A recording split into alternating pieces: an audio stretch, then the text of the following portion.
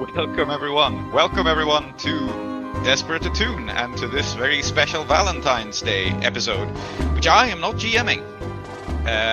Today we're trying something a little bit different, so this is a standalone episode of us playing a game called Pasión de las Pasiones, which is a soap opera game, telenovela game. We are going for, over-the-top romance and excitement action as is appropriate for the holiday. However, us being us, we have once again set the break episode in Doskvol. So we are moving away from Uduasha and towards the default setting of Blades in the Dark, which is, for those of you not familiar with it, a more European-styled city. Except we're not in Doskvol itself. We are out on a boat and someone's getting married. I don't know. I'm not GMing this game. I'm not running this game. Running this game is instead our recent pod member, Salty, who is taking over the GM chair this time. And you can explain more about the game that we are about to play. So, without further ado, Salty.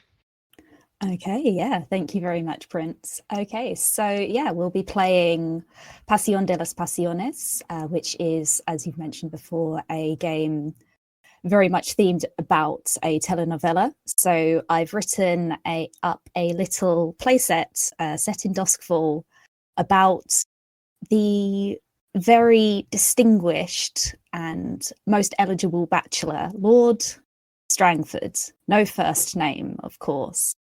So he is going to be marrying the upstart revolutionary firebrand Belle Brogan of Coleridge in this thrilling finale to a 7-season run of this telenovela, which we will be kind of zooming in on in this episode. So it's going to be a time. Mm-hmm. It will certainly be a time of extreme passions, maybe some arson, maybe people getting thrown into the deep, dark depths of the void sea, and perhaps even love. Perhaps our player characters will be finding love, indeed. So, Pasión de las Pasiones is a Powered by the Apocalypse game from Magpie Games. So a core thing that PDLP does a little bit differently from other games of its ilk is, rather than stats, we have questions. Each playbook has a different question that we ask when we make a move, as well as each move having specific questions. So for each yes you say when you make that move, you get a +1 up to +3 total, and then you make the move rather than having specific stats for it. So I think that's quite an exciting thing for the telenovela feel. Of course, it is extremely hyper real, hyper steamy, hyper sexy, and yeah, very emotional. So I think at this point, I'd like to introduce our players, starting with another guest. Hande, would you like to take it away? Hello, I'm Hande. Very excited to be here, my first time in the podcast or on air. Pasión de las Pasiones is really one of my favorite games, I think, so I'm very excited to be playing with you guys, and thank you very much for having me here. Yeah, would you like to introduce your character for us? Who will you be playing? Yes, so I will be playing Morvin, and she is the La Bellezza of this game, and she's the beauty. She is an old flame of Lord Strangford from the times that Lord Strangford was a young man and, a nobody, or at least from Morvin's point of view, a nobody, and Morvin being sea demoness and reigning in the seas that Lord Strangford was trying to make his fortune. They fell in love, and it was very passionate, and they really loved each other, and Morvin was blinded by love, and she was ready to do everything for his love, and she made his affairs easy. The sea was easy on him. The creatures in the seas were easy on him. But then, well, Morven kind of got busy. I mean, she had a lot to run. She had to run the seas and take care of all the daily affairs. And suddenly, years and years have passed. And one day, I mean, she received news that her old flame is now getting married. And she hasn't been notified. She hasn't been invited. Has she been forgotten? And other sea demons started to make fun of her. Are you a puny human used like this and thrown aside, and not even a note or invitation or respect? What is happening here? What are you, Morvin? Take a grip of yourself. And of course, Morvin is now she's heading to sort out this mess. She will get what she deserves, which is all the best things and all the attention. Fantastic, yeah. So Klow, would you like to introduce yourself and your character? Yeah. Hi everyone, it's Klow. I am playing Archer Hunter, who is Lord Strangford's right-hand man, supposed secretary, but in reality his fixer. I know where all the bodies are buried, mostly because back when I was still coming up, I used to be the one holding the shovel. These days I don't hold the shovel. It messes with my suit. And I am basically the power behind the throne in Strangford's affairs. And Belle Brogan is a massive, massive threat to my position and my future. Because the thing about being indispensable to another human being is that this is an incredible amount of power to wield. And Belle Brogan, I think, entirely understands that Strangford is in many ways in my pocket. And obviously, if they're getting married, that's not going to be something she would be interested in having around. Basically, having someone in charge of her husband. So, if I can negotiate my position with Belle somehow, then that'll be good. If I can't, then, well, I guess Strangford will just have to marry someone else. Nice. All right. Tree, would you like to introduce your character? Yes, greetings, hello. I am playing La Inundación, the Flood. My playbook is called El Jefe, because I am the boss. I am in charge of not just the docks district of Duskwall, but maybe more importantly, the part of the docks that the cruise that we are on set off from. Lord Strangford did not see fit to inform me that such a thing would be occurring. Certainly, he neglected to mention, though I found out anyway, that he was marrying Belle Brogan, someone I have known for a very long time. And I'm afraid that matters cannot be permitted to continue in this manner. And I will resolve these matters. Okay, and last but certainly not least, Prince, who will you be playing? Yes. So I'm jumping into this by not making a character of my own, but instead playing Duskwall's second most eligible bachelor, Ulf Ironborn, a classic character from Duskwall, a Skovlander gangster and general ne'er-do-well who is crashing this wedding, you see, because he is convinced that Belle does not actually love Lord Strangford. You know, this not the person that she's in love with. The political reasons kind of fly over his head, to be honest. But you know, I'm playing the playbook El Caballero, which is the himbo. That's the easiest way to describe it. And so I'm playing a himbo character. Excellent. Do you know that the person that Belle Brogan really and truly loves is the Flood? No, I don't. Interesting. Okay. If it starts with "Do you know?" I think you've got your answer there. Yeah, I guess the answer is no. Yes. No. But just Ulf Ironborn and the backstory that Salty wrote tells me that Ulf Ironborn and Belle were engaged once. However, they agreed to part for the cause, and now Ulf is crashing this wedding. I'm not completely sure what Ulf's intentions are with crashing this wedding, but I don't think that he is either, so it's fine. Excellent. Yes, very good.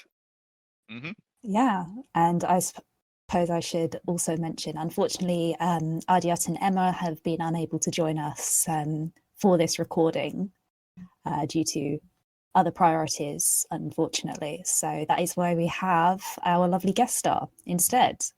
So I think if that's everything, we shall just quickly run through each other's relationships. So a lot of this we've done off screen and off recording, because this does tend to, in an actual game, take about an hour or so, and you don't want to listen to us negotiate for an hour. You probably want to listen to us actually play. So I think we'll start with back from the bottom with Ulf. So would you like to just talk about your bonds and your last time on for us, please? Yes, sure.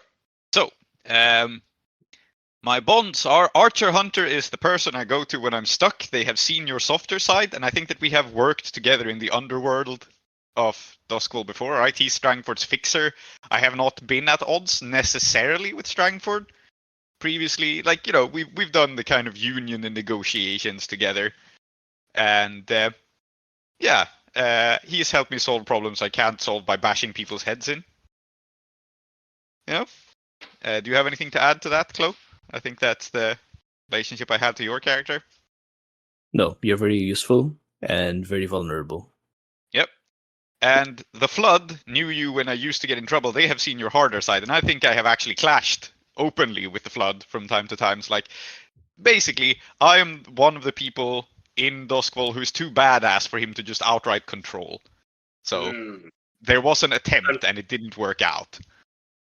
The attempt, let's be clear, I think, was we used to be a throuple, and then all of us, for various reasons, broke up with each other. And I'm sure you can tell yourself, oh no, it was for politics. I think you just got jealous, mate. So you, me, and Belle, to be clear. Yeah? Yes, correct. Okay, excellent. Well, you're also a gangster. I'm also a gangster. For some reason, we have fought. I guess we fought over Belle back in the day. Can't imagine why gangsters would fight. No other reason. Just love. Yeah. I also have a last time on, which is kind of a setting up the story that this game does. And the last time on this show, which has a name, which I forgot, High Seas of Love. Last time on High Seas of Love, I spotted the two people embracing through a window. And one of those people is Strangford, and the other person I'm not sure about, but this is part of the reason why I'm here. Like, oh no, Strangford has someone else. He doesn't really love you, Belle. Did the other person seem to have, like, red horns made of coral? Yeah, it's up to you, Hande, whether this was They you were wearing a super cool hat. That conspicuously hid two horns. You think I'm not in this game to seduce everybody. Every single person in this game is going to want me, and that's how it should be. I want you gone. Very well. I think it's funnier if I don't know who Strangford was with, but I know that it's someone who wasn't Belle, because she was somewhere else at the time. So it might have been Morwen, it might have been the Flood. Seeing either a gigantic hat or like a bunch of horns and being like, that could have been anybody. I don't know. Maybe Morwen could cover the horns with the hat. Maybe it was a very, very the foggy horns window. are retractable, Yeah. okay? By the way, I'm suspecting of Archer, the way he's like hovering around Lord Strangford and trying to secure him to himself, I think. Trying to? Listen here, lots of people wear hats. It's honestly possible to mix them up, okay? I Oh my god, you're doing the accent. I enjoyed this accent, yes. Lovely. Yes, I think this is how he talks. I asked Salty to... I requested Salty... I requested Salty to tell me an accent I should do, but they didn't say anything. So I'm going to have to freestyle this. I gave it the respect it was due. Yeah. Drew, you would did. you like to? Sorry, the Flood. Would you like to do your bonds and your last time on? Yes. So my my bonds are Morwen has been a thorn in my side and a constant irritation. And I think that being proprietor, person in charge of the ducks, a sea demoness is exactly the kind of person who would act like she's seen everything, she knows everything, that I don't get to tell her what to do. She's not somebody I can just have, disposed of, because she's a sea demoness. However, so I've learned to tolerate her, but she is someone that I am very aware, if I could get rid of her, it would be so useful. And if that's through heartbreak, even better. And Ulf Ironborn is an object of beauty that I've sworn to possess, because, as previously established, we were in a throuple, and I am jealous of both of my ex-partners having gone on to lead lives. Are they happy, successful lives? I don't give a shit. I want to be clear, I'm playing a very toxic kind of person. So, That hat Great. is big enough for two. And, indeed. To be clear, to describe what I look like, I'm dark-skinned, I often smoke a pipe, and I have an incredible mustache and an even more incredible hat. These are my the key parts of my personality. And last time, I revealed to Lord Strangford that I knew a secret truth about him, that I knew why he and Belle Brogan were marrying, which I know to not be true love, ? And if it ever came out, it would destroy them. I, out of character, do not know what the secret truth is, so I guess we're playing to find out what that is. I don't think the secret truth has anything to do with the other PCs, but that could be false. So, yeah. Wonderful. Okay, and Archer Hunter, would you like to do the same? Yes. My relationships are... I used to spar with La Bellezza, Morwen, because once upon a time, you and Strangford were lovers, so you were the one who used to be a threat to my position. In fact, I think I was instrumental in him losing interest in you.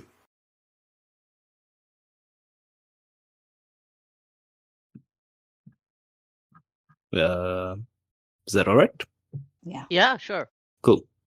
Then the other one, as established, I hired Ulf for a job, but it wasn't just a business thing. There was just something about this very sincere, very sad, direct young man, new immigrant to Deswell and so on, that appealed to Archer Hunter's softer side. So I hired you out of pity. And now how you've grown. How you've grown since then. But I still remembered the boy, Still remembered the young man. Let's see. And my last time on was... I gave the Flood in Andisian. I gave him a small submarine for his gang, so that they could do piracy for us in the water around Deswell. It's not very big. I have a question for you then. Yes? Is the submarine in part an incentive for me to keep my mouth shut about the secret truth? No, in fact, if you knew the secret truth, I think I would have put a bomb in the submarine. Okay, so you don't know that I know. Yes, yeah, that's what I meant. Yeah, okay, cool, great, okay. As for my looks, I think I'm an older man. I think I'm roughly Strangford's age, which we didn't establish, but I'm just going to say that he's middle-aged. He's probably had he's probably had like one other wife, maybe two, aside from the people he didn't marry. So I am a handsome older man, kind of like rumpled sort of appearance, like but still kind of like not like messy or anything, just kind of like stylishly rumpled, with like long sort of like white hair, and these sorts of like thoughtful eyes. In a sense, it's kind of like just my affect is like the barest minimum that like I could get away with without it being too insolent. Sort of like in a sense like displaying my status as someone who doesn't have to play by the rules of polite society, but can still participate within it. Fabulous. Okay, so last but not least, Morwin. Excellent. So Maurice Bonds. So who has been a source of entertainment and flirtation kept at arm's length for Morwin is clearly Archer Hunter, who used to be a really good-looking man, and well, Morwin was. You see, Morwin understood Archer. He was clearly desperately in love with Morwin and wanted to separate him, her, and Lord Strangford. But I mean, it was, to be honest, a difficult decision for Morwin, and it is not the first time that she finds herself the all wanted person by many suitors. So she's used to this kind of trouble and distress, and it was a tough decision. In the end, she decided to choose Lord Strangford, but she has been very fond of Archer, and of course, like a person who likes Morwin is clearly a person of good understanding, good taste. They deserve good things, so she has an affectionate place for Archer still in heart, and she thinks that he used to be a very fine young man, and he's still a very fine and distinguished looking gentleman. So Morwin is fond of him, and I mean, if only she wasn't so set at getting Lord Strangford back, I think she would have more time, but she likes the occasional meeting with Archer and the steamy emotions that come out every time, or at least from Morwin's point of view. And the flood is well, I mean, for Morwin's point of view, the flood and Morwin are like, you see, they're almost twin souls. Morwin at the seas, flood at the land. They are equally strong, equally passionate. They of course understand each other, and they are stronger than anything else. And the flood is rare among humans that Morwin really respects as an equal force. And of course, the flood also respects Morwin clearly. I mean, who wouldn't, right? Morwin Yes. being a CWS after all. Yes. Yes. So Morwin is fond of the flood, and any person who would dare to cross the flood's way, Morwin would be sad about. But the two have a very immaculate relationship, like very good relationship. They are good friends and comrades. Yes. Yeah, when I stab you in the back, you will not see it coming. That's so good. So about the relationship that you have established for us, I'm happy with it so long as this is what you think is happening. Yeah, clearly. Clearly. I mean, Okay, it could also be what is actually happening. I will admit that La Inundación is incredible at self-deception. It is a key skill practiced over many years. Yes. Yeah, and what about your last time on? Right. So last time on, Morwin has heard about Lord Strangford's outrageous wedding, and she was hasting, clearly, to find out the truth. And she came by Lady Ankayat, who is one of Strangford's best man, kind of like right hand person maybe, and a Leviathan captain. And so Morwin demanded audience with Lady Ankayat and asked about what is happening. And Lady Ankayat, the stupid human, she made fun of Maureen. She said, "Oh, you are so yesterday news. Like, go back to sea. Nobody wants you here. Nobody remembers you. What are you Damn. trying to do?" And well, I mean, Maureen proceeded to throwing her wine to Lady Ankayat's face in a fist, and stormed out of the room as expected, and as was the best reply to her impudence.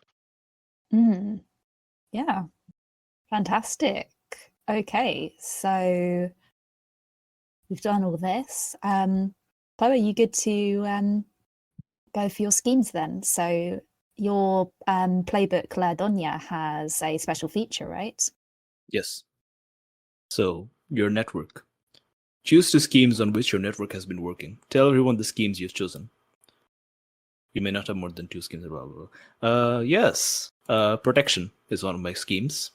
I am protecting El Caballero. I am protecting Ulf. He's a good boy.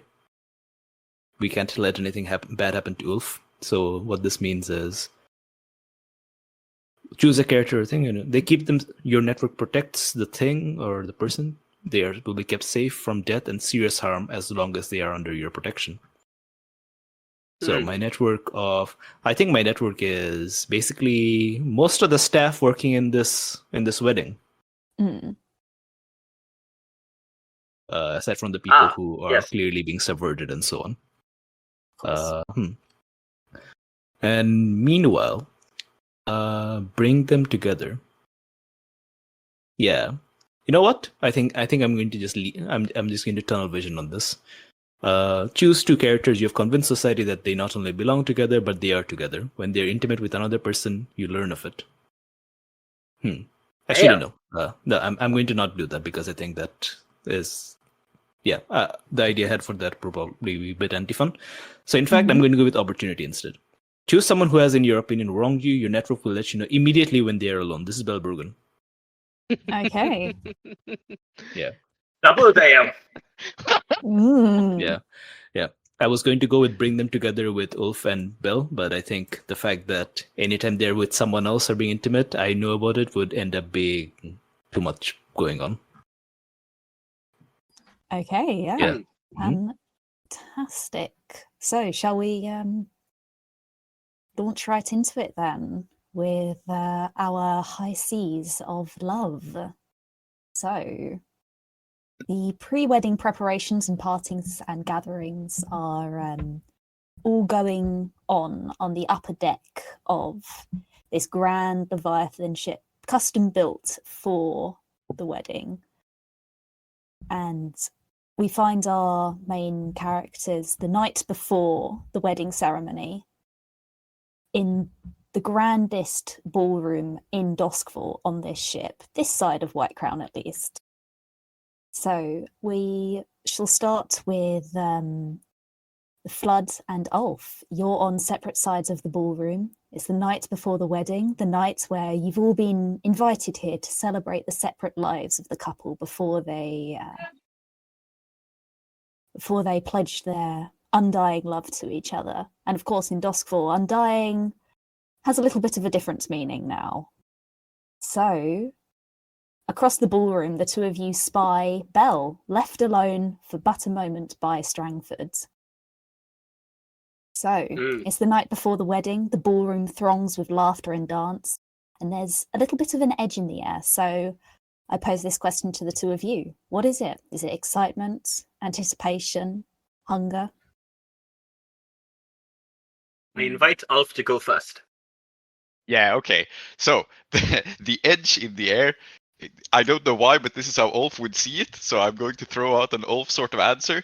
The edge in the air is everyone's drinking way too much. Like, they're dealing with their anxieties. Like it's there's tension, people are anxious, people are wondering how it will go, but also it's a wedding. So, there's an open bar. And so people are very drunk. I also want to ask, am I invited or not? Because my play material said I'm crashing the wedding, actually. So well, but this is in the wedding. Yeah, yes. This is before. This is just the night before. Oh yeah, okay. So I'm allowed to be here. Cool. Very good. So then I don't have to don my disguise mustache. Very good. I mean, have you donned it anyway? No, obviously not. That would ruin things for tomorrow. Then they might know it's me. So, You have to think these things through. yeah, yeah. So I'm not wearing my disguise mustache. It's in my vest pocket, sticking out slightly. How And many I am times have I seen you wear the disguised mustache? many times. I rely on it. It's never failed me thus Yeah, far. okay. I rely on it. I did wonder whether that was true. You see, people have either not recognized me or they have recognized me and I punched them out. Either way, it's been fine. So Yes, of Continue. course. Yes, wonderful. yes, so As you there's would. this sense of people drinking to deal with the anxiety and the nerves of everything, right? That's like the mood in the room, and Mhm. and yeah, I think obviously as I see Belle, I'm going to want to have a conversation with her, but I think the Flood can act first because I think he's generally faster on the ball than I am. This makes sense. Yeah, I I think know the what I wanna do. reason you can is because there's a Mhm. waiter at your elbow with a very ostentatious platter of tall crystal champagne glasses offering you a drink. And of course, the Flood would be able to perfectly just go past that. So, yeah. Yeah. Yeah, cool. So I am obstructed by a waiter. Mm. I think, Ulf, you see the Flood do something.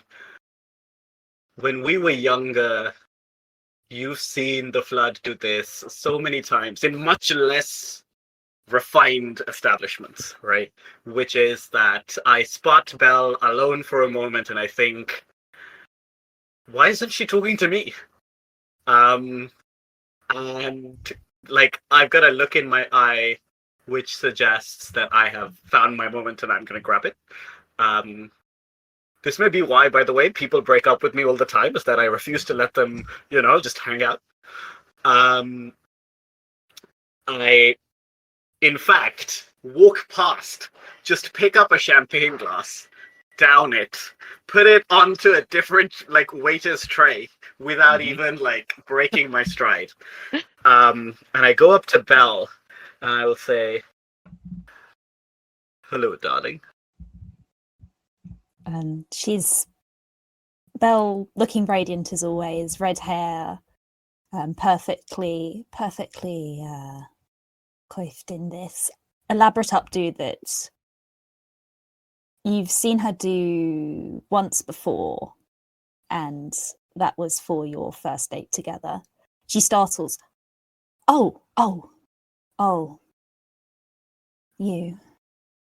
Why are you here tonight? On all these nights? What a terrible way to speak to an old friend. You know why I'm here tonight. And you know why I'm marrying Lord Strangford then.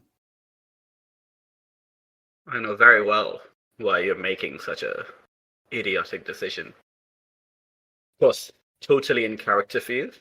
Doesn't surprise me at all. Tell me, Belle, did you think Ulf was gonna come tonight too? Is this when I arrive?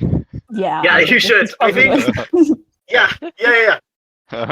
So I step in as you say this and I say, "Oh, hello, Flöde. I didn't realize you were here tonight. They have champagne. You want some?"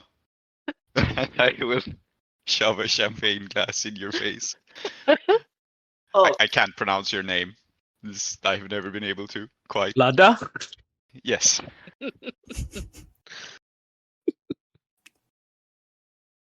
I will literally just say, "Hello, darling," again. What need have I sorry. for more? Yeah. I'm going to assume that you're saying it to Belle and be very perplexed. And say, "Oh, sorry, I thought you were already talking. Are we just beginning this conversation?" Belle, Belle, are you all right? No. I have something important to tell you. Oh, you do as well, do you? Yes, but I wouldn't want to impose. You can go first if you want. Oh, you've imposed on me so many times. Why would this one be the one that made the difference? Belle's you just say looking imposed, do between you the mean two fucking? of you. Yes, Ulf. That is what I mean. Okay, just checking. Over and out. Are you done speaking then? Is the conversation begun and ended already?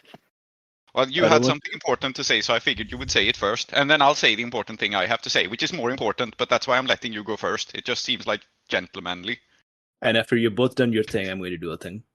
Okay. I think that you say this, and yeah, I know what I'm gonna do. I'm gonna look at you, and I think that they have just wronged me.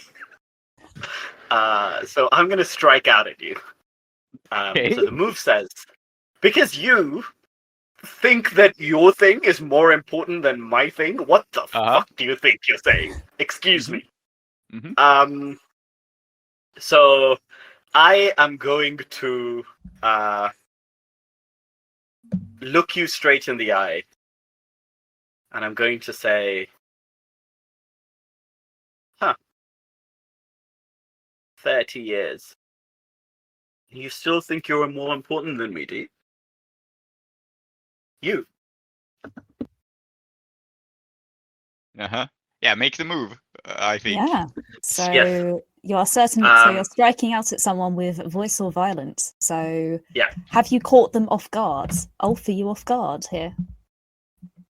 I think I'm not expecting this from the Flood. I don't understand why you're so angry at me. This is so yes, sure. Probably why, like, I feel like many things said during this conversation is going to be followed by me saying, this is why we broke up.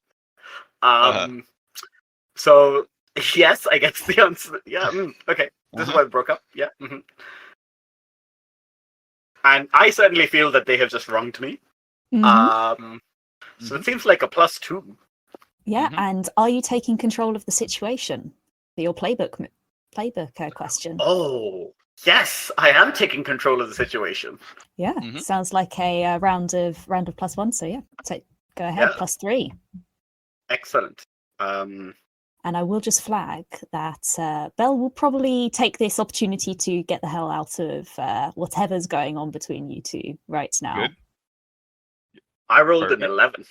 An 11. Okay, so on a hit, your strike lands and you each mark a condition. On a 10+, you could choose to avoid marking a condition, or you can take something from them as well. Yes, I will mark a condition, and I want to take Belle Brogan's attention fully from Alpha Ironborn. Okay, so the two of you both mark a condition. Which one are you going for? So, I'm raging because I'm very upset. Yeah. And I think I'm condemning, because I'm mostly confused, but that seems to be the best one to. Actually, no, I think I'm cornered. That fits better. I'm pushed back and confused. So yeah, I'm marking cornered.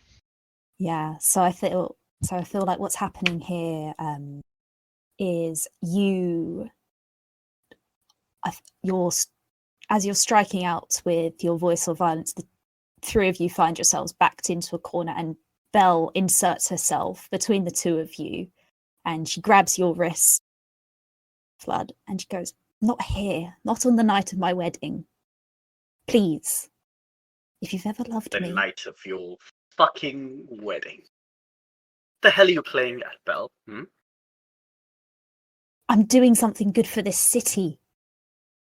Something good for this dump of a city? Grow up, Belle. No, you grow not up. That naive. No. You grow up. You've done nothing for the people here. I'm doing something. You've always known that I've loved the people of this city and I'd do anything for them. I know you love them more than me. You love them more than Ulf. And you can see him clenching his jaw as he says this. And he says,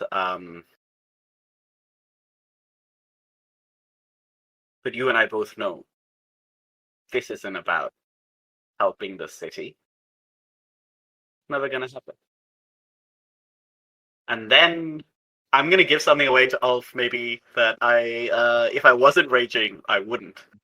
And I'm going to lean in and whisper, probably like into her ear, but loud enough that Ulf can hear. I will say, "I know why you're really doing this."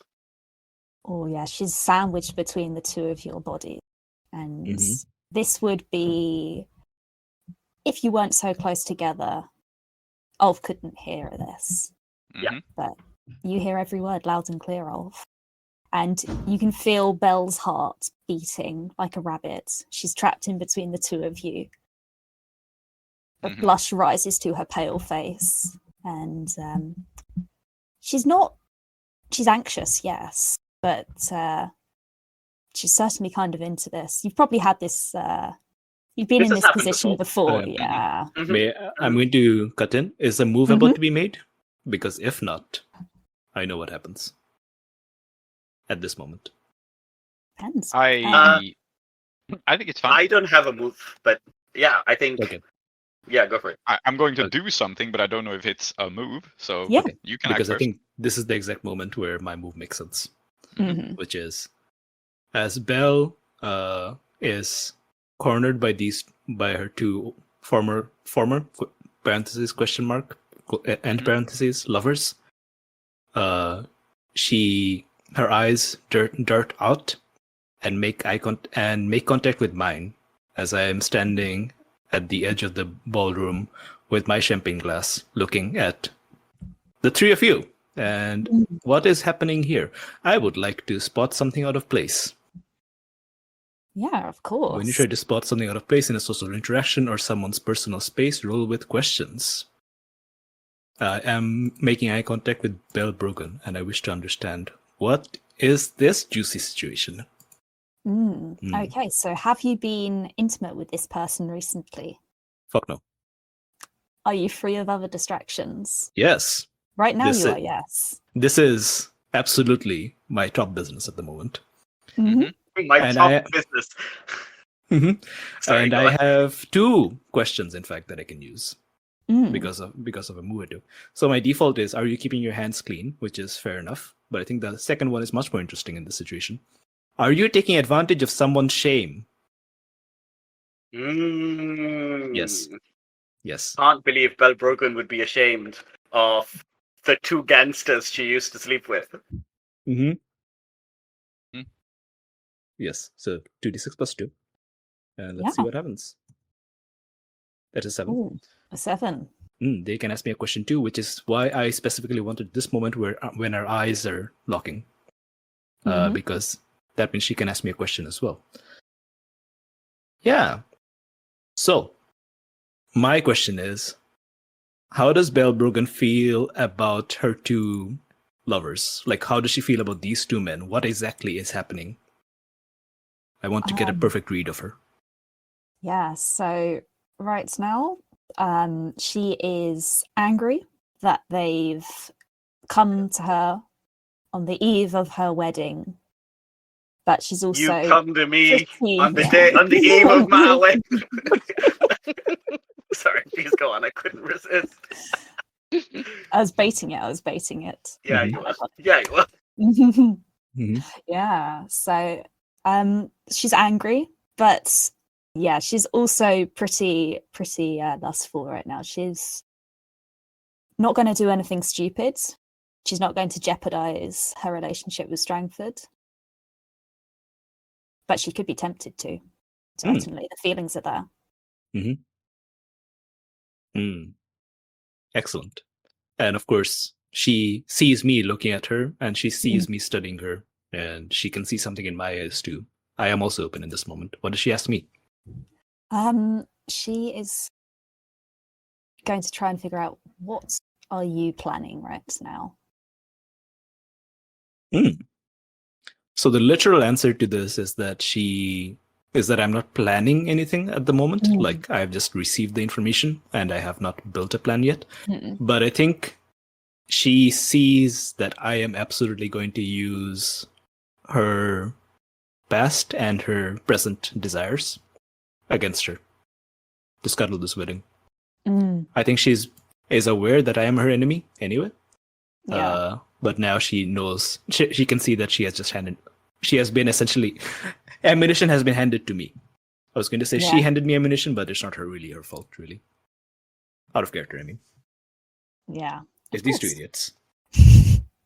I resent these the two word idiots. idiot. Okay, I think I want to do a move Yes. now. I realize this makes Yes. Go sense. ahead. So Please go ahead. as this information is revealed, that Flood whispers something about like, I know why you're really getting married to him. Ulf will say, wait, so does he have dirt on you? Is he blackmailing you? Is that what's going on? Oh, I can see it. He's a real conniving bastard, that Lord Strangford. I can see him having some sort of dirt, but what possibly could it be? And he scratches his chin. I'm processing my feelings out loud. Just kind of speculating. Is there a help mechanic? No, not in No. Pasión de las Pasiones. You can't help However- each other. However, That's good to know. when I process my feelings out loud, ask each member of the audience if they are rooting for me. And I That's guess all that's four of one us, for right? one who is. Mm. Yes. Oh, I mean, So you who can root isn't for rooting me. for Alpha Ironborn right now? I'm on your side. Okay, so I have Both in two and out of people rooting character. for me. Hande, are you rooting for me? You as have an my audience? support. You have my support. Okay, Please. excellent. Go for it. Everyone thinks.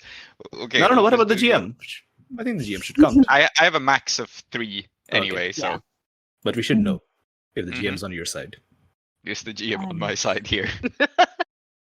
Yeah, go ahead. I'm excited. I'm excited to see this happen. But yeah, Okay. it's a +3. So I roll with a +3 and I get 9, which means on a hit, choose 1, take +1 ongoing while following up this information. And I just learned something from processing my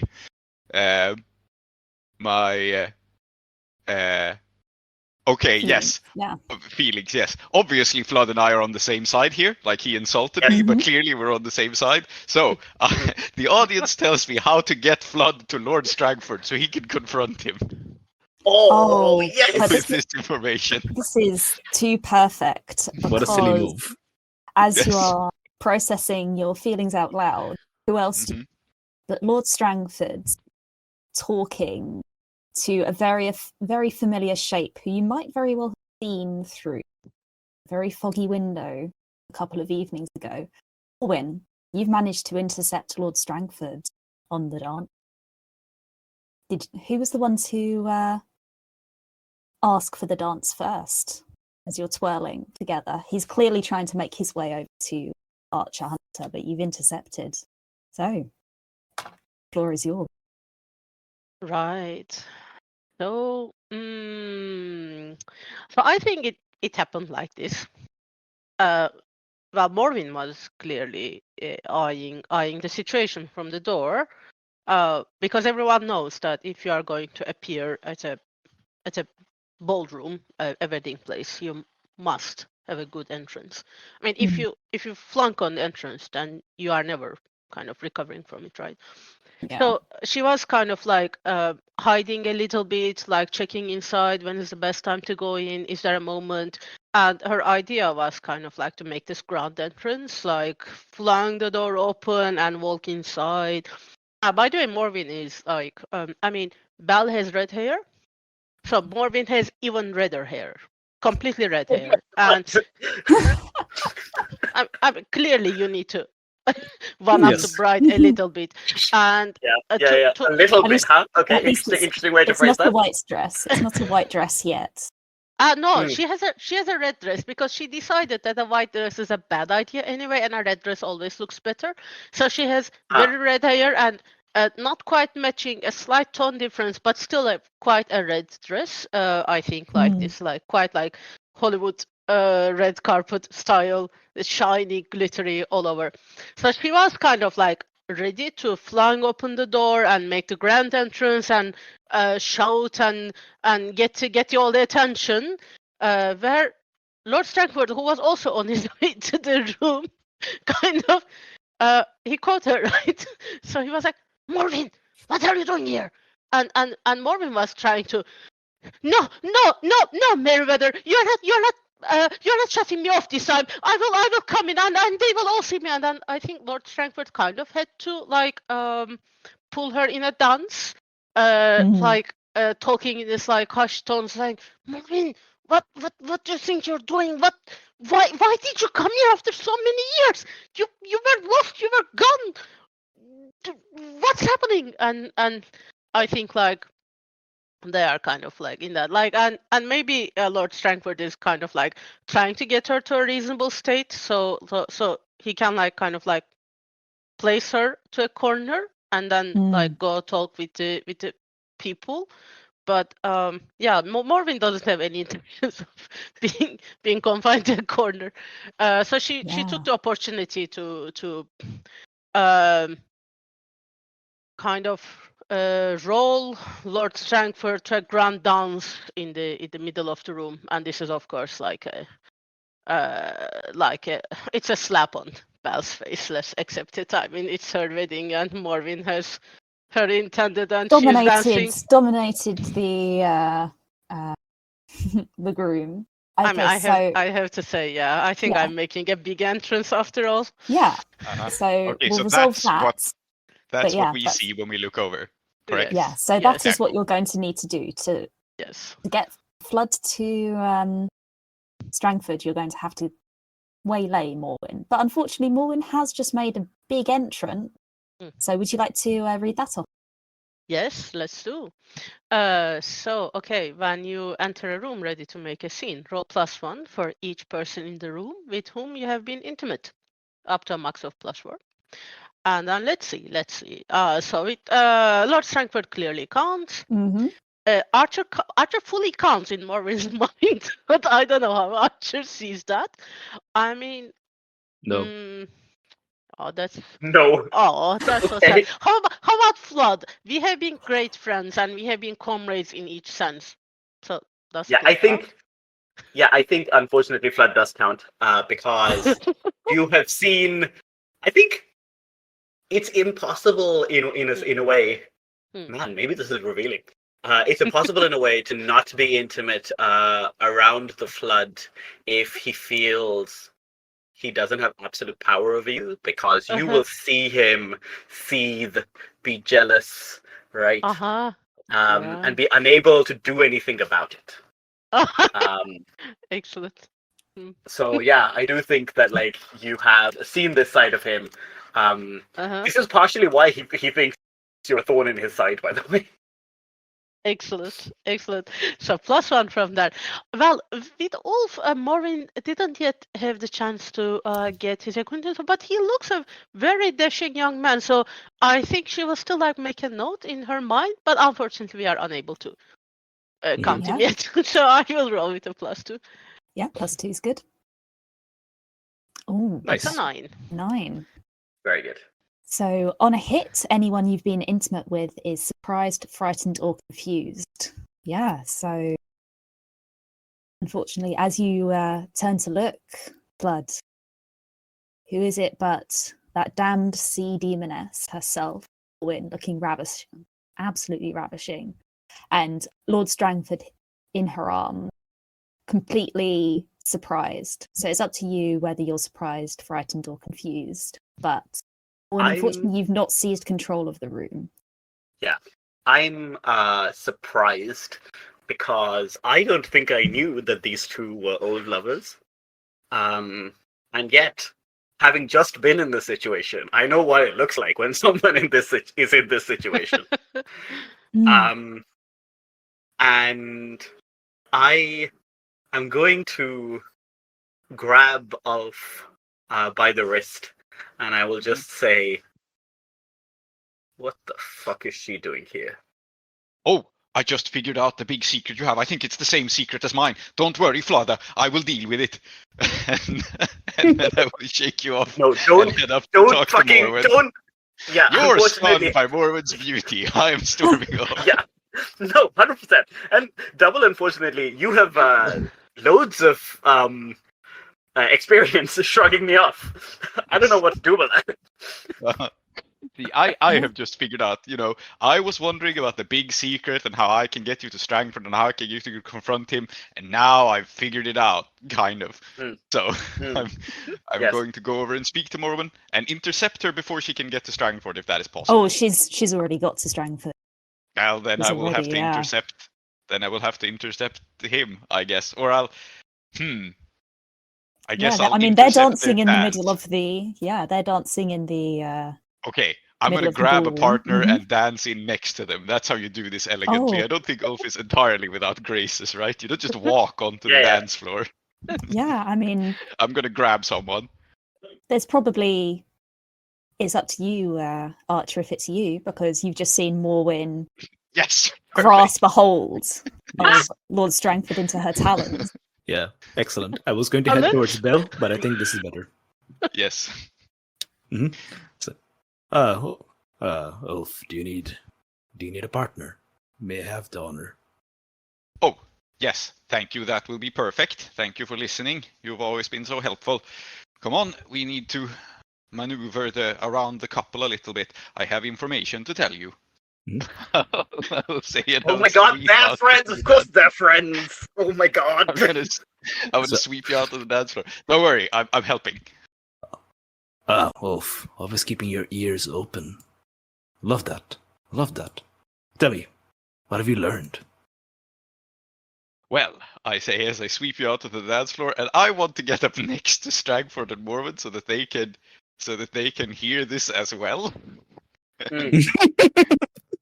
So that they can hear me tell you this. And I'm just going to say, like, you see that lady in the red dress? I saw her through a window with Strangford last night. You want them to hear as well? I think, yeah. I mean, Okay. Morwen I- has to hear this. Somebody's mentioning Yes. her. I give the band conductor a glance that communicates to him that he should lead the symphony into a quiet lull. Okay. Now, this sounds like you could reveal a shocking truth about another PC, where you flash back to reveal the shocking truth, rolling with your conditioned mark, and you then mark a condition after it. Perfect. I'll do Or that. it could just be act with desperation. No, I think it's much funnier reveal- to flash back to. So this will determine, is it true or not? Mhm. Fantastic. Yeah, or am I I'm not lying, Mhm. but I might just be mistaken. So how does this move work? I roll with plus conditions. Well, I have one, Yes. so Yes, +1, and then you mark another one. excellent. Mhm. Good. I roll a 12. Oh my god! So you choose 2 from the following list. You have unequivocal evidence this is true. The shocking truth gives you rightful claim to something they value. Or you introduce a shocking new character who has your back. Oh. Okay. Where is this list? I need to take a look at it. Hold on. Under other moves. I will offer. I have a gang of thugs, and it's entirely possible one of them is more your friend than mine. That does sound good. So, I mean, introducing a character who has my back is funny. Skurlock. Absolutely. And I have unequivocal evidence. I have unequivocal evidence. This is true. I mean, I think these two go well together. So I think I will introduce a shocking new character who has unequivocal evidence that this is true. And for conservation of NPCs, I would throw in like one of the thugs or whatever, but no, it's the orchestra conductor who was there because Yes, he was supposed to Strangford was supposed to be settling the score with him, literally, like he was planning the wedding music and all of that, and then he had to come back to like ask a question. And he saw what happened. And I don't think I realize all this. I think it's much more logical if Archer realizes this. So like I say this out loud and the conductor goes like, oh shit, they found out that I know about this. I didn't want to get pulled into it. And he like drops a beat. but the opposite of drops a beat. Yes, indeed. Yeah. I give the conductor one look which just eloquently says that you're fired because you didn't tell me. Yeah. And Morvin has heard about it, so I think she will. Let's see. I mean, she has to do something. She will demand what she deserves. She's hearing, and then she says, "Yes, so we were caught. Meriwether, my love. It sounds like Juan here has seen the joy of our reunion. Speak up, Juan. Tell all the world." Okay, yeah. Is Juan the conductor? Juan the At least- conductor. At least that's what Morvin thinks Okay. his name is. Yes, sure. It doesn't have to be. His Well, name this is is Juan. convenient for me. The wedding's about to fall apart. Good. Mhm. I support this. I Oh. will roll demand. I'll kill you afterwards, but like this is good. Mhm. Yeah. So when you demand what you deserve, you roll with the questions. Are you offering something of value in return? And do they love you in this moment? I don't think Strangford loves you in this moment. Oh no, Fortunately. but it's to Juan, right? Like Juan Oh. to come up and I don't think proclaim. Juan loves you either. Mhm. I mean, they should, but it's their loss.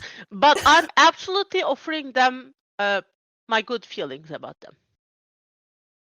Is that something of value for Juan? Does Juan know you're a sea demon? I don't think so. My Say yes. Say yes. Okay, yeah, fine. All right, why not? Why not? Let's give him a snarl, like. Yeah. just That's all. to remind, like you better speak. Yeah. If you have revealed that you're a sea demoness to Juan, yeah, your opinion is certainly of value. After all, they are literally on the sea right now. Oh yeah. Important, useful. All right. Yeah, I'm doing my best to stay the center of attention, so I will grab that one too. Mhm. And I think that will give me a +2. Let's roll. Oh, nice. For a 13. Good Jesus, one. we are rolling so Good. well. I mean, Good it's one. possible. Yeah, we just wreck this wedding. Belle goes home with me and Oath. Morwen and Strangford fall in love. I can't help Archer Hunter. Great, fantastic, amazing. Yeah, you'll have two thruples. Archer Hunter, Morwen, and Strangford. Oh my And then god, yeah, we have You. thruples. you. Strangford has two hands. It's like a thruple. Yeah. It's Morwen's character image just like gives me the ick. I hate You it. gotta. Archer You Hunter gotta doesn't have rethink to that, date man. Morwen. Strangford could be the hinge in this arrangement.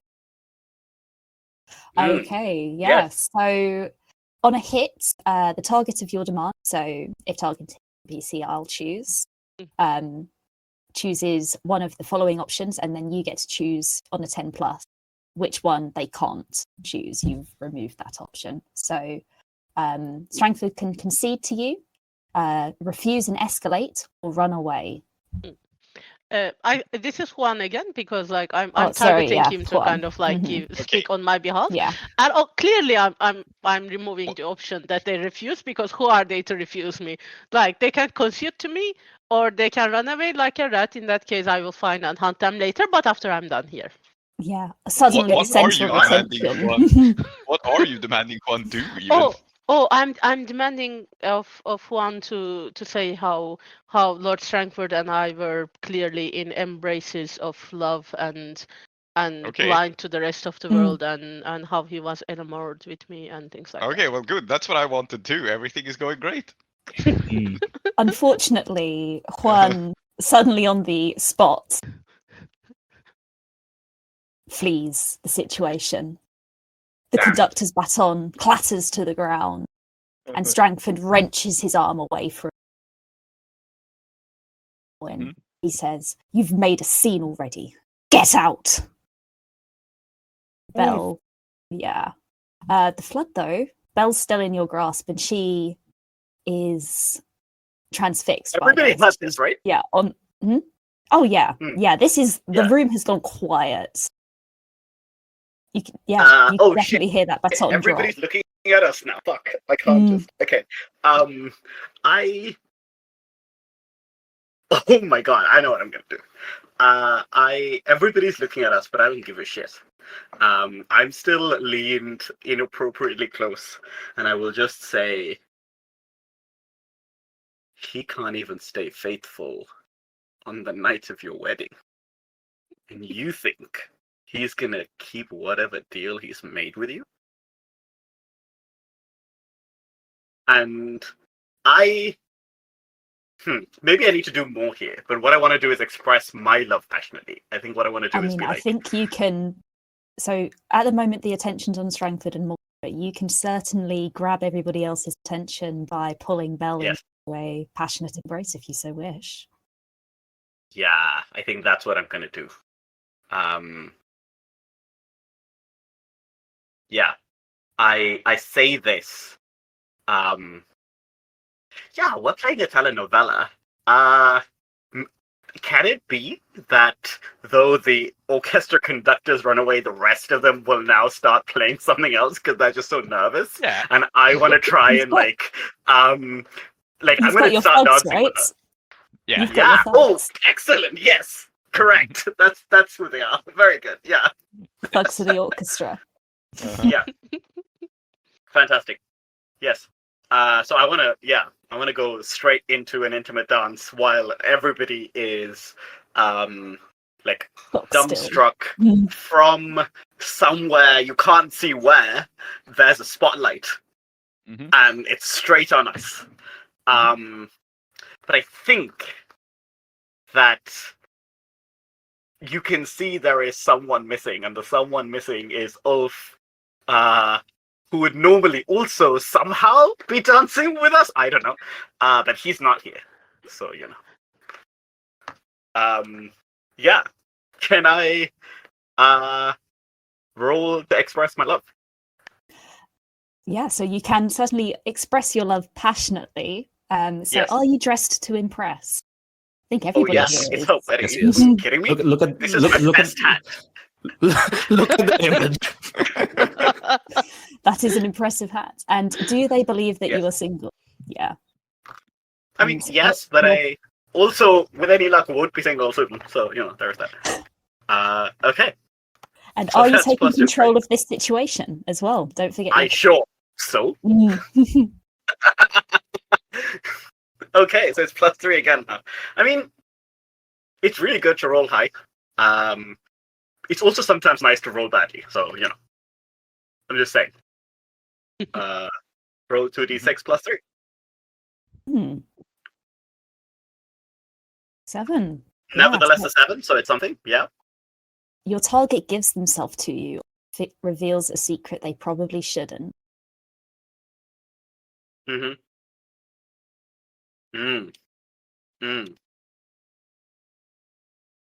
don't think Belle is going to give herself to you. That makes sense. They shouldn't do that. Yeah. She's in your arms, and you feel her spine is desperately straight. Her heartbeat is rabbiting against her chest, and she looks at you and hisses out, "This is all for the cause. The grinders will bring down this boat tonight, with everybody on it." You said there was a flashback, right? Yeah, there is indeed a move. So you can either reveal a shocking truth about another PC, or you can flash back to preparation. Well, we are operating out of the docks, which I am in complete control of. And did she really think that the grinders would do anything without me knowing? Of course I've made preparations. The grinders are working for me. Yeah, so did you have plenty... So you're flashing Of back time to a to do time it? where you I made think so. preparations. Yeah. So what exactly And are did you, I have someone what are you looking up? doing?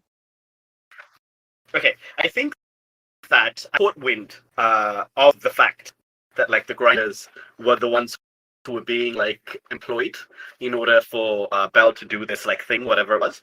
Mm. And I had a meeting with them in my lair, which is, what do you think my lair is? I think it's the half-sunk grotto underneath the docks. Yes, you're right. Correct. So I was in this grotto, and the leader of the grinders was brought in, and they thought it was just some kind of casual chit chat, and I looked out of the grotto, and then looked back at the grinders' leader, whose name I cannot recall at the moment, and I just said, Hutton. Sorry, Hutton. Yes, I looked at Hutton, and I just said, no way you do any work for Belle without going through me, right? No way. I think you could do my work instead. Yeah. And what was the work going to be? I think the work was going to be to make sure that... So they were going to come onto the ship, and they were going to make sure that I gained control of the ship. Right? Yeah. Because I am a toxic asshole, and nobody gets to love me unless I'm first invulnerable from all possible things. Maybe you've got the detonator or something. You're the detonator. Yeah, absolutely. Fantastic. Yes. So you've had plenty of time to do it. Do you have somebody looking out for trouble right now? I mean, your orchestra, your thugs are your orchestra. Yeah. Yeah, so can they be looking out for trouble while they're playing? Or do you reckon that given that they're thugs, the terrible job they're doing of playing suggests that like their attention is fully occupied by that? Yeah. Okay, I have a question for the Flood about this. How the hell did you swing your thugs being orchestra members in the wedding I'm organizing? Oh, no, that didn't happen before. That happened because when the conductor ran away, my thugs just turned up and grabbed the instruments. Yeah, just musical. That wasn't some kind of that wasn't some kind, like they are butchering this dance. It doesn't matter because me and Belle just have chemistry. Yeah. Very good. Yeah. Can I add a detail? Go ahead. Yes, I have the mood of the music they're playing is rockabilly. That maybe doesn't make any sense, but that's like that's what they're going for. Okay, great. Fantastic. Why would you do that? Yes. I think did you have somebody looking out for trouble? Ulf, were you looking out for the Flood here? Oh yes, I am actually looking out for trouble. I'm looking out for his trouble and also for this pretty ladies. But we'll get to that when I have the spotlight. Yeah. Yes. Okay. Great. Fantastic. Excellent. And so you certainly took control of the situation. So yeah, +3. Yeah. +3. I love rolling +3 because all I do is play my horrible character. On 12, yeah. A 12. I mean, it turns out that this awful man is just good. On a hit, choose one. I know what I did. It says choose one. I stowed away something hidden. The detonator is, of course, on me right now. And Belle, as we are dancing, I think the way that she tells is that there is a little, like, imperfection, right? Like, the jacket that I'm wearing, that I've dressed to impress, is just a bit bent, kind of wrong. It's because it's the exact shape of the detonator that I've worn over my heart. You are both happy to meet her, and it is a detonator in your pocket. Yes. Correct. Yeah.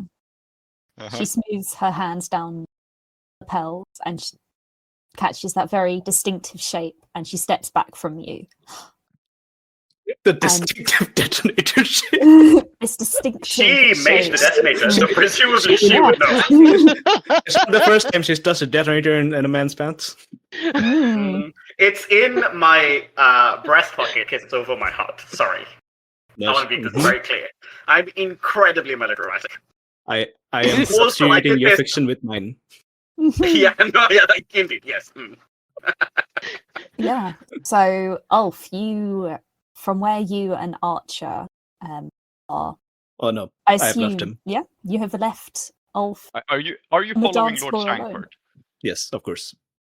Good, because that's what I wanted you to do actually. So I will say then, as you leave me, I'll say like, Mr. Hunter, you better speak to him, and I'll pat you on the Absolutely. shoulder. And then I will turn away to this poor pretty lady abandoned on the dance floor, and I will reach out to her and say, it was really scummy of him to abandon you mid-dance, but that's the sort of man he is.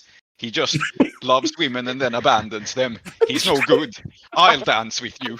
And I'll Oh, extend my what hand a to you what a young romantically. dashing gentleman indeed.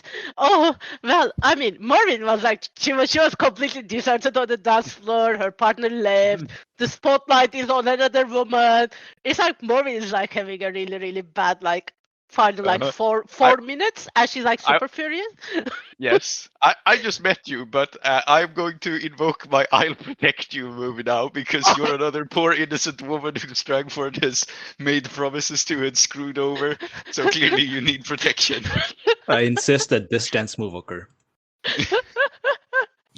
Excellent. Yes. Well, Yes.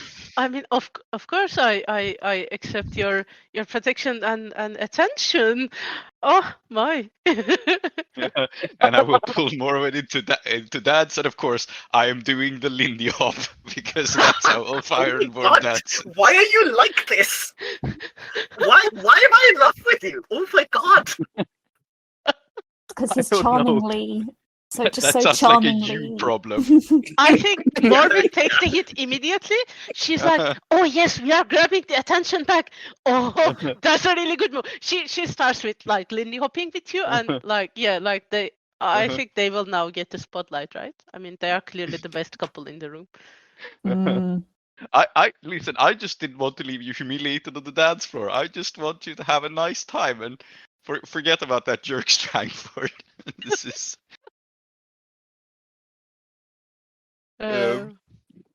like Ulf, this version of Ulf apparently just expects the best of everyone, right? So even though you're the person Strangford cheated with, in his mind, it's obviously his fault because he sucks, and you're just innocent in all of this. Yes. So Yeah, makes sense. Mhm. Yes. incredible. Mm. Yeah. So while the two of you are Lindy hopping, Mhm. the Belle Brogan has stepped back from you, Flood, and how the hell did you get that? Oh, come on, darling. You know exactly how I got it.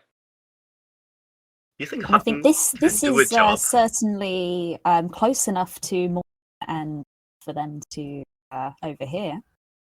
Yeah, great. In that case, I will reveal a shocking truth. But I have another PC, so this is just gonna happen. Don't worry about it. I don't think it's enough. And I will just say, nobody does a job on the docks without me knowing. Not Belle Brogan, not Lord Strangford. Yeah, so what we're going to do here, as you say that, we are going to cut to Archer Hunter. So where are you as Lord Strangford extricates himself from Morwyn's No, clawed bra? I extricated him. Ah, and you're pulling him off to Yeah. somewhere else. All right, The boss. hammer pulled you off. Sorry, go on. What? It's a... Don't worry about it. Nobody here has watched Thor Ragnarok. That was made very clear. It's fine. I've seen it once. Yeah, I've seen it many times. It's one of my favorite films, actually. It's very silly. Okay. But yeah, go on. It's my birthday, etc. Yes, let's see.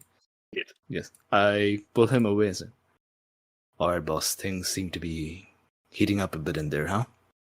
How about pull you aside? We go to your cabin for a bit, have ourselves a little bit of that our fate black."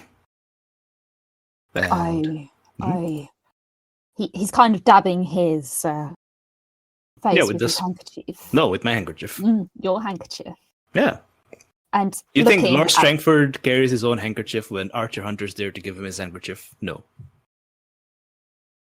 he takes it, dabs his face. She's beautiful, isn't she? Which one, boss? The woman I intend to marry. And who's that, boss? The one currently dancing. Yeah, okay, go on. I don't get That is currently- right. You're right. Anyway, we're like really good friends. So I can like poke fun at him a bit.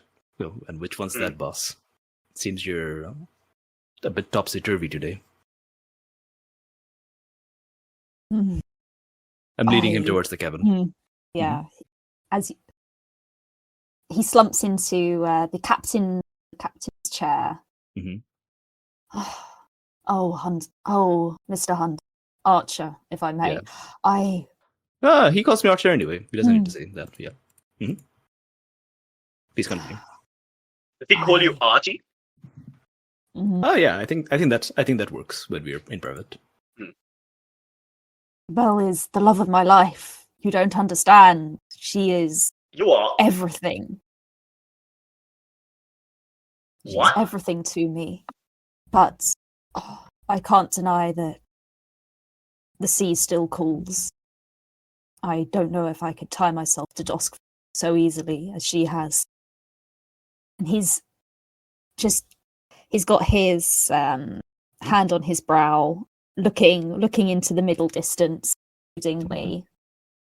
Wind appears from the sea, from nowhere, to ruffle his hair. Very dashing, very heroic right now.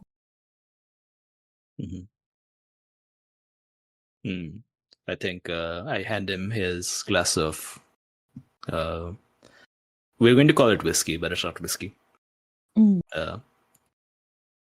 It's very, very black. It looks like Guinness, but it's like whiskey amount. And then I hand in that. Sipping my own, and I say, "Some bad news to share with you, boss." Yes. Tell me, Archer. It can't be any worse than what just happened in there with that bitch. Damn. I don't know about that, boss. Your lady love to be, Belle. I have to say, past can be past. We've all been around the block a few times. But there's two men here on this very boat, in that very ballroom right now, who have her heart in a way that you don't. He looks up and Sure. there's fire in his eyes. You're saying what are you saying, Archer? There's two men she's in love with. Neither of them's you. No, that cannot be. I have her heart, I know it. You got it in a he's drawer going somewhere? He pushes back from Mhm. the desk that he's slumped down at and Mhm. grabs a cutlass from the. He goes, They will face me. They will face me tonight, and Belle will know true depths of my love for her. Mm-hmm. Yeah, as soon as he brandishes the cutlass. So I think before this, it might have been like manipulative superior, the thing I'm doing. But as soon as he takes the cutlass out, I look at it. So he's like pulled it out, right? Yes. Okay. I look at it and it's kind of like pointed towards me. It's not like pointing it at me in anger, but like it's pointed towards me. And then I kind of like put my white gloved hands. Oh, I've decided that Archer Hunter is always wearing gloves for reasons.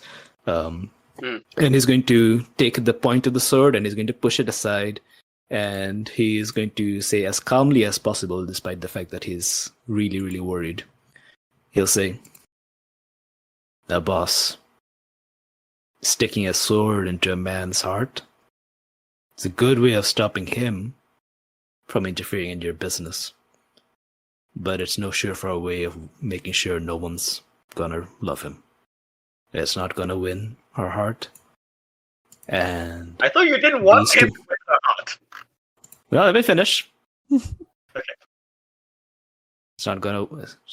You aren't gonna win her heart, and there's an even chance, boss. There's going to be your heart that a knife is gonna get stuck into. Now, let Arch handle this. All right, we got a crew. We can make it work. It's our fucking ship, and I am acting out of desperation because the thing that he was about to do has a very strong chance of leading to his death. Yeah, I think you certainly are. So Mhm. I assume the situation you want to avoid is Strangford challenging either People of to these two duels. men to Yes, Strangford doing any sort. Strangford can Fantastic. sit in his cabin having Arvade Black and chilling out and listening to, well, not rockabilly, proper music on the gramophone. While Archer Hunter deals with the situation Okay. in the way that I choose to. Which of course might not be the way he wants. Fantastic. So are you doing this for love? Of course. And are you doing this for vengeance? It's like preemptive vengeance. Yeah, I mean this. Is that vengeance? I do want to get Proactive. You know what they vengeance. say? Dig through grain, then you can go have vengeance. I think that's what they say. I mean, my main concern here is getting rid of Belle's influence. I don't know if that counts as vengeance. She hasn't wronged me personally yet. I say no. Yeah, I say exactly. no. I don't think so. But I am doing it for love. And I think it's interesting that I am not taking advantage of his shame. Actually, no, I think in a sense I am, because I am essentially... I have unmanned him in this moment. Both by revealing that the woman that he's in love with is in love with two other men. And I'm also trying to deny him the opportunity to prove his masculinity through bloody combat. And I think Lord Strangford is the kind of person who would feel belittled by that. Go ahead, yeah. Yeah. So with +2. With +2. Let's see it.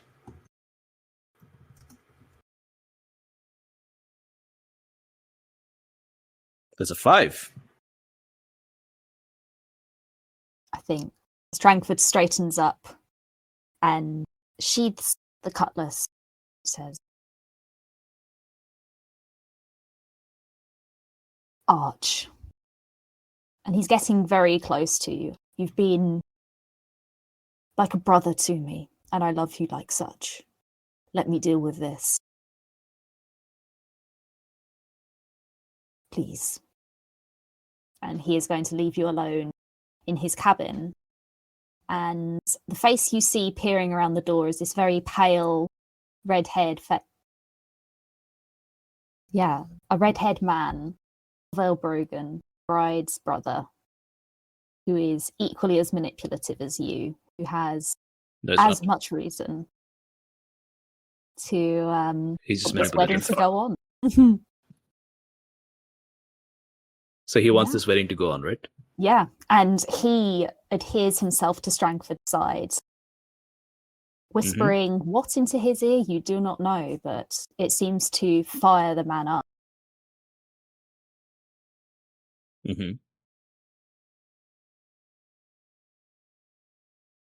And yeah, Strangford is bullying to ready to extract bloody vengeance on both Ulf and the Floods. So back in the ballroom, unless he's doing anything now. Yeah. So what I was going to do, but I didn't want to interrupt, was that if he's going to turn aside and pursue this very silly course of action, I was going to hit him on the head and knock him unconscious. God damn. Am I allowed to do this, or is part of the consequence that I think all those things happen? This is part of the consequence. Yeah, his room. All right. His room. Yeah, I think I'm just going to make this very clear. You are alone in the cabin, the captain's cabin. And before we cut back to the ballroom, you can hear a echoing ticking noise coming from underneath the bed. Is that why they put the fucking what? Good place for it. Yeah. Good place for a bomb. So, Orwin, Flood, and Ulf. Yes.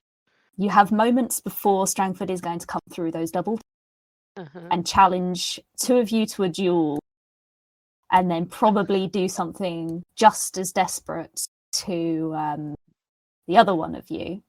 So, what are you doing? I want to make a move. Yeah. I want to make a move. Yeah, go ahead. I'm having a great time dancing with Belle Brogan, so yeah. Who is it'll be fine. holding herself very carefully away from you. As What do you think being a toxic person is? Yeah. Sorry, go on. As for what I'm doing, the answer is now the Charleston. Just updating you. Thank you. Why am I in love with this man? What is wrong with me? I have such terrible taste. It's diegetic. Fuck. So I think Morwin is kind of leading the dance, right? Because like as strong as Ulf is, like Morwin is still like stronger than a human. So like she's the one who's kind of like pulling Ulf around, and like of course like both of them are twisting, turning, but like Morwin is really kind of like she's really trying to make a show, like to be the like better looking couple, and I think she's like she's very impressed. Like it's like a new love. It's like in her youth. It's like she's glowing, and everybody's looking at her. And who cares about that old news, Lord Strangford? They called me yesterday. That Strangford is yesterday. I think Maureen is like her eyes is like in Ulf, this like gleaming he's bright young person, and Morwin is going to with one final move of the music beat, she will pull Ulf very close to her and put one arm around him, and she will express her love passionately. Oh damn. Okay. And she says, well, I came here for an old flame, but there is no knowing where love finds us. My love, let's take this wedding. Let's take all of it. I'm the better bride. You are the better groom. Let us get married. We will one up them so much. I am being so outdone in my toxicity right now. I need to up my game. Okay. Yeah, if you're go calling ahead. it the Queen, you best not fucking miss. Yeah. Yeah, you're right. Jesus. Okay. So, I unfortunately do not believe you're single, because I think you're dating Lord Strangford, even though I don't think you deserve him. I think you are dating him, so... I underestimated the impress, or at least that was my intention. Yes. Yes. So I get that one. I don't know if I'm still the center of attention in this room with the other competing couple also doing a dance. Oh, They yeah. had the spotlight and everything. Yeah, I don't think you are the center of attention, actually. Oh. Yes. Sorry, So... old news. Okay, well, I still have a red dress, and I will roll with You it. still have a red dress. 2d6 plus 1. That's an 8. Nice.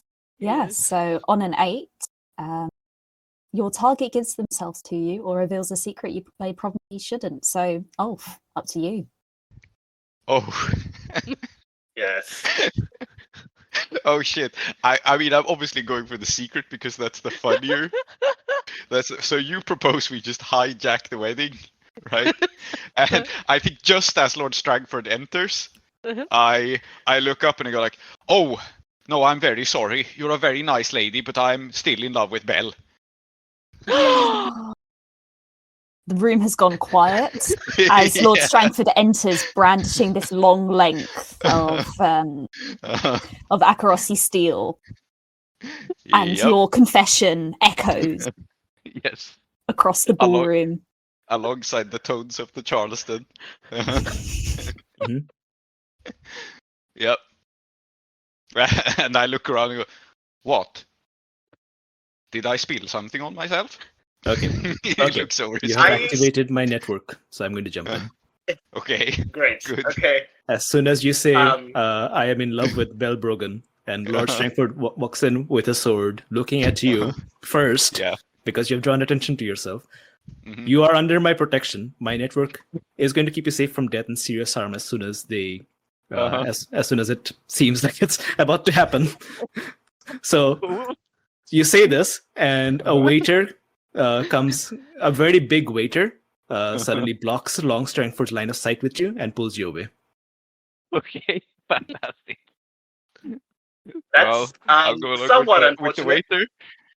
because And as now the there's waiter- only one other person Yes. who Yeah. is in the line of fire.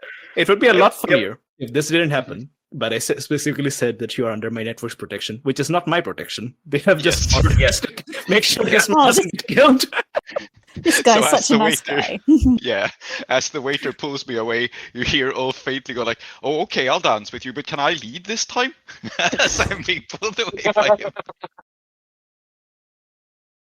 Incredible. Yeah, so the Flood, you're the only target Yes. of Lord Strangford's wrath left in the room. Yeah. And I And just he- pissed him off yeah. worse, I have a feeling. So Yeah. Yeah. I will see this, and I'm not unprepared.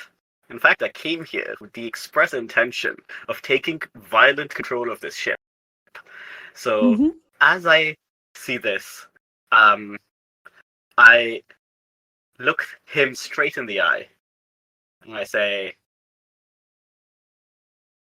"Merryweather Strangford, what would you prefer?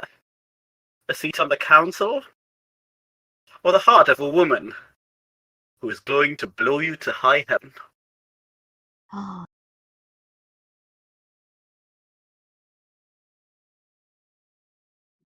And I don't know If if the this is room a could, move. yeah, if the room could get any more quiet, it would do. I mean, it sounds like you're demanding what you deserve, right? You're Yeah, demanding absolutely. the heart Yeah. of the woman, I assume, Or or if I can't seat get on the it, I council. will settle for a seat on the council. Yeah, correct. I will settle. I will settle I will for. settle for 1/7 total control of this town. How's he going to give you one? What? I don't know. He can give you his. It doesn't He matter. can give you his own. Well, that he's seat got on the three. council. I assume it would involve some sort of diluted adoption process, because that's very telenovela. Yeah. Or maybe like I can have a special mask made that I wear to pretend to look like him when I go into like the council meeting. You know, whatever. Don't worry about it. That's not. Don't worry It's a very El Jefe plan. Mm. Yes, correct. It is. Okay. So I am in fact demanding what I deserve. Mhm. I don't think I have the physical upper hand. Because I have mean, if the you social reveal, upper hand. you could reveal the thing in your pockets. Oh fuck yes. Yeah, so as I do this, I unbutton my jacket as if to be like, I have a sword too, which I do, lol, but that's not what I'm revealing. And as I take my jacket off really sexily, he sees the little, the detonator and the antenna sticking out of it in my pocket. And that's what I'm proving, right? That's how I know that that's what she intended. I think you should Fantastic. make some sort of move here and then cut to me, because this is a perfect moment for me to try something. Yes. Yeah. So Wow. I'm just gonna demand what I deserve. I'm offering Mhm. something of value in return. I'm No. offering them the Don't get blown up. option to not get blown up. I'm really not. I'm really not. Mhm. And they definitely don't. He does not know me. So I think it's just a straight roll. I think you're acting with desperation. No? Or Salty said I was acting, demanding what I deserve, and that was my impression as well. Okay. Um, yeah, I think it works. So I will just roll 2d6. Do you have control? Do you Um, have the control of the situation? Are you taking control Well, of the keep situation? Yeah, I think you I are. sure hope so. Yeah, yeah. So you're rolling Great, with a plus +1 one. then. Mhm. Yeah.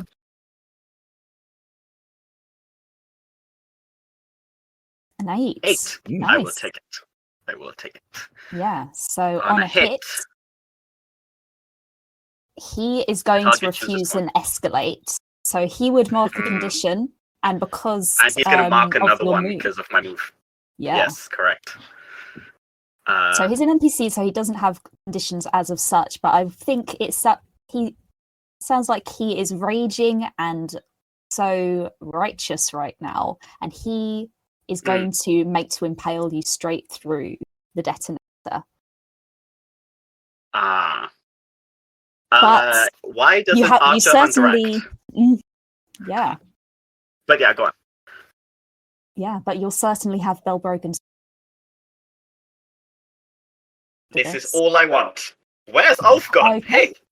Hey, I want my So other ex to see me. Yeah, Wait a so second. Archer Hunter, what are you doing?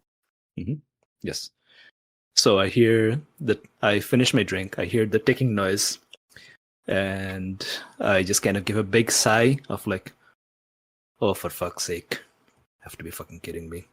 And then I kind of like root around for the bomb, and then I just see it. And It's beeping. what is the timer? Yeah.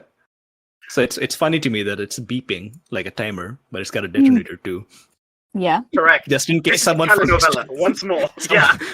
just in case someone forgets to press the detonator, they also have a timer on it. Yeah, and there's definitely a red wire to cut. There's also a blue wire, Right. a yellow wire. Green Yeah. wire, orange wire, all the wires. There's a veritable rainbow of wires. Correct. Fucking flood. And then I kind of like. How did he know it was me? It was actually Belle.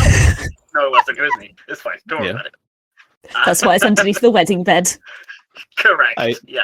If I Yeah. can't have her, nobody can. Also, I definitely have a complicated plan to like put myself in the will if he dies. So yeah. Please. So I sit on the bed, on the flower petals, on the rose petals, with this bomb on my lap, and I'm going to defuse it. Oh, Yeah, damn. act with Okay. desperation. Can you just do that? Oh, okay. That makes sense. I'm Archer Sorry. Hunter. Yes, you are. He can Archer do Hunter. anything You're he right. wants. Yeah. Do you have any yeah. idea how many bombs I put under wedding beds? Oh my god. 3? 4? I I hesitate to ask, actually. Yeah, This is sensitive no. information, and I will not share it with you. Yes, it's definitely Okay. active desperation. No. Hmm. So, am I doing this for love? Yes. Am I doing this for vengeance? Defusing a bomb? No, that's not why I'm doing it. I'm doing it because I'm here. I am also physically present in the space of the bomb. That is my primary motivation. So Yeah, I love you may myself. die. Actually, I don't think you're keeping your hands no. clean. You're doing it to yourself. Yeah, Nor am I certainly. taking advantage of anyone's shame in this moment. Mm. It'll be very funny. Salty, can I propose that if this doesn't go well, we do the face certain death thing? Because I think Oh I've yeah, been of course, Please, thank you. definitely, Yeah, thank you. definitely. That's what I want. Thank you. Hmm. It's a 4. Okay, so you do face certain death. Yeah, and the ship's sinking. This is, to be clear, the first roll in this game that is below a 7. No, Mhm. I And it failed was a multiple diffused times. bomb. Have you? No, I failed multiple times.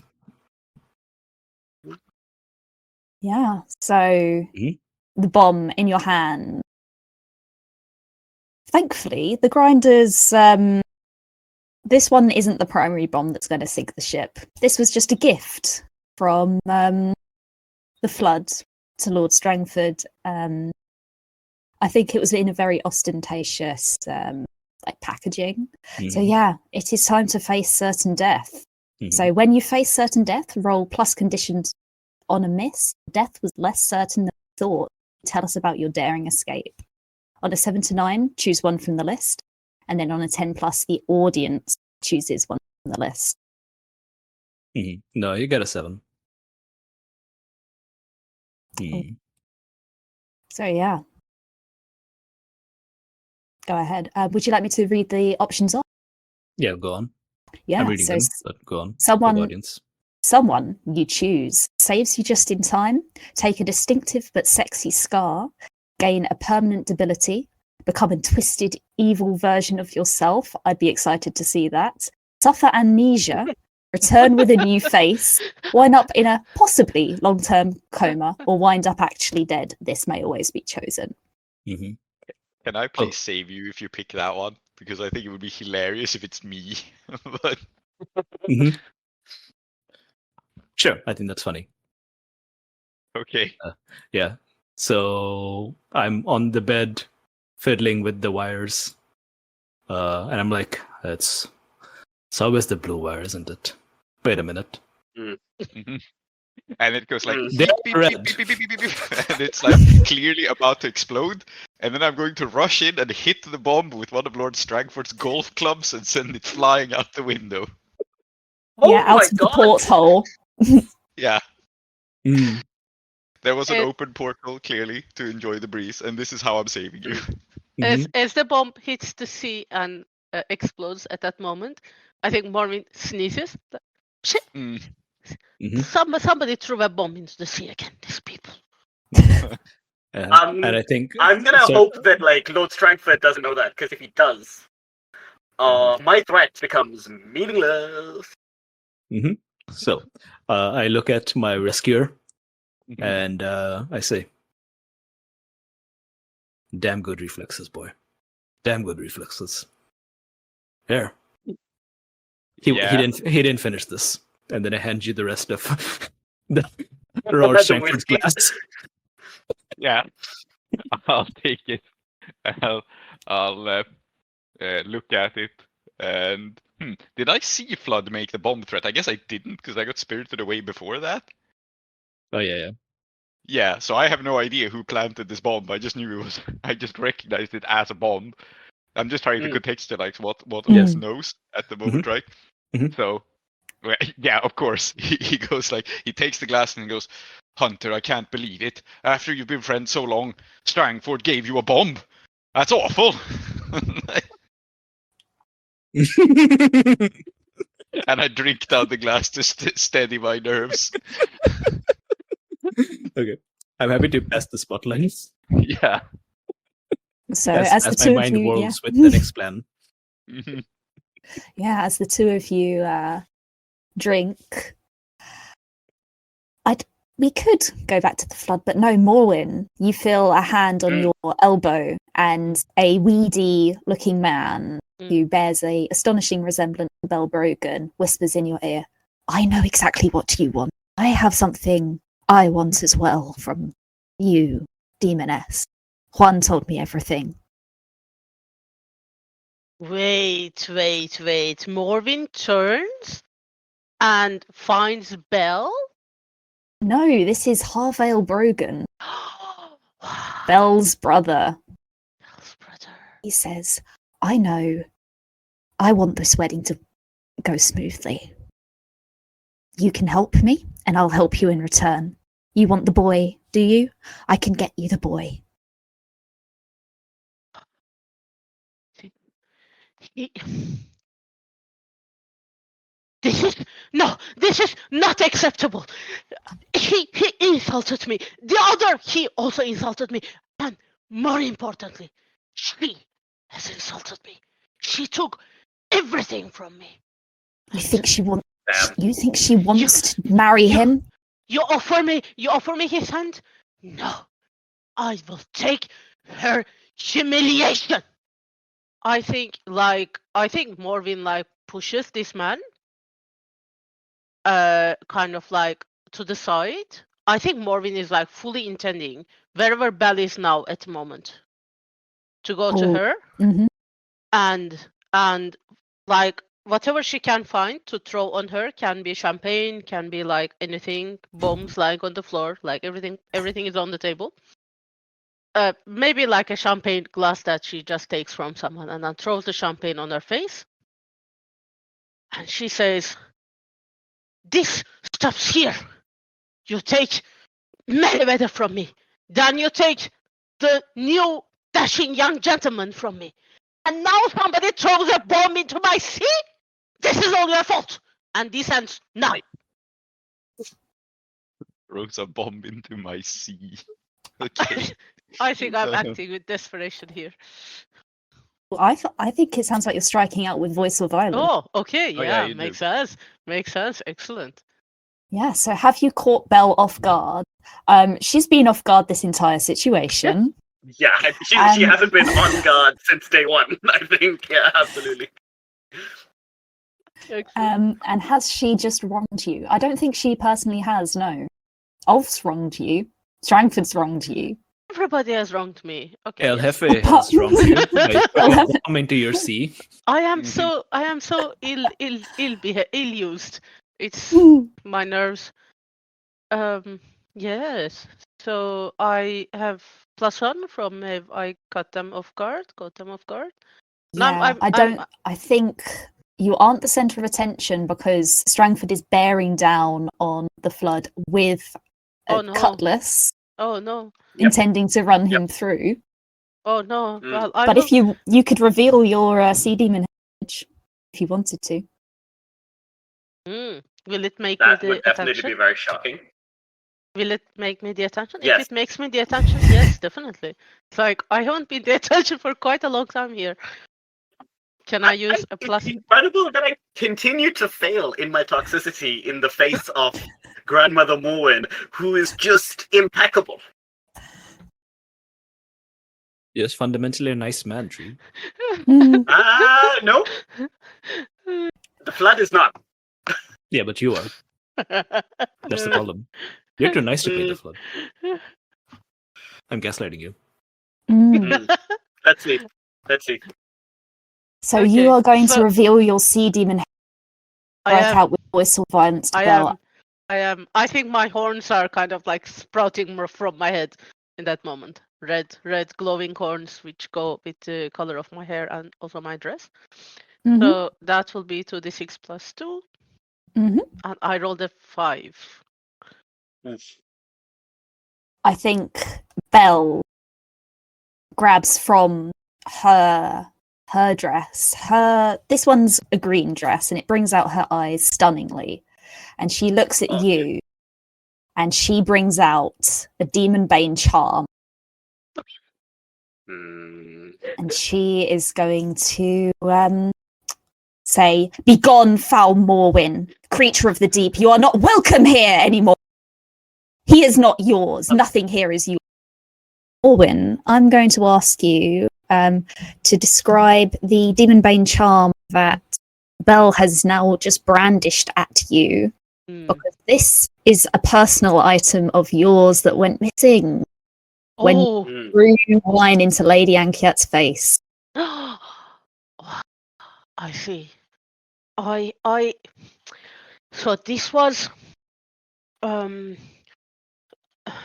this is the stuff that I was so afraid of, and I took it from some stupid humans because this stuff is actually one of the things that can affect me, and of course they shouldn't have a hold of it. So I dealt with the humans, and I took to them with my charm, and I was always very sure that it's on my very person. But this dress didn't have a lot of spaces to store my stuff, so I think I left my belongings in a corner of the room, maybe. From there it may have been hacked. I don't know. How did she get it? But she gets everything. She got everything from me. Now the Demon Bane charm too? This is so unfair. Clearly very unfair. Yeah.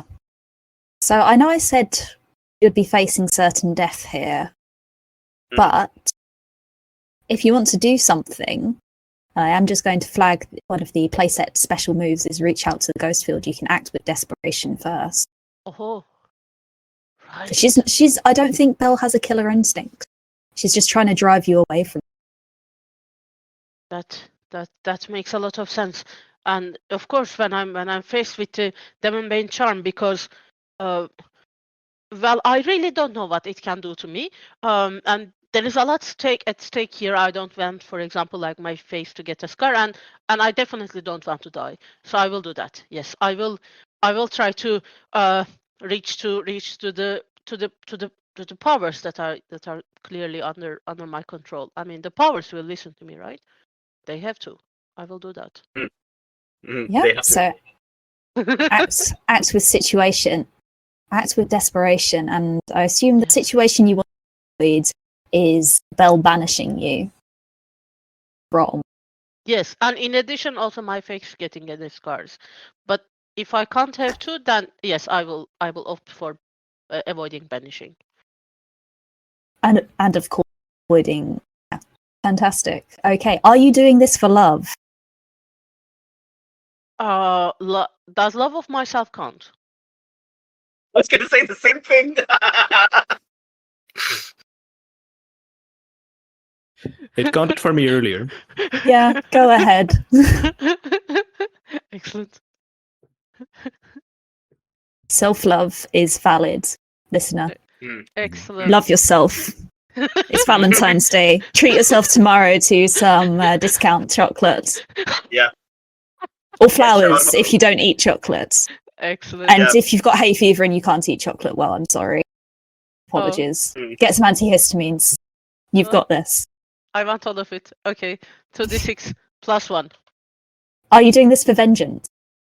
I wasn't. I was acting solely for out of self-interest. But I did roll a 13. Yeah, 2 6s. Yeah, you managed to hold it together to avoid further complications. So why, as Belle brandishes this at you, are you standing strong, standing firm? Right. I think something happens to the sea, like the ship rocks, right? With a big wave. And I just like I look very scary at the moment. Cornered sea demoness, very scary look. So I think I give her the sense that be careful, everything you love, even the city, even the people of the city that you love are not out of the reach of the sea.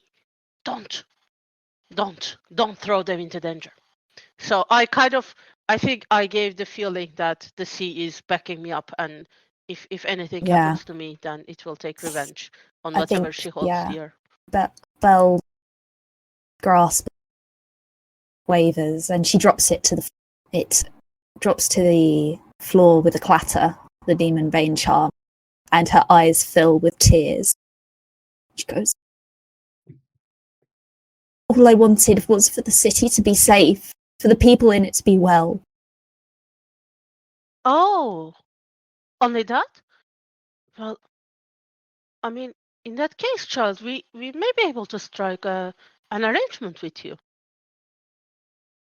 Tree, you wanted to do something. Me with a blade, right? Yeah, sorry. Yeah, I think he has. He has paused because there is a horrible sea demon has just revealed itself. Has he always known that she's a sea demon, or is he also finding out? Hande, you tell us. Yeah, that's a great question. Well, I think Morvin is not very disciplined with kind of like holding her identity back. Like she kind of likes also flaunting it, but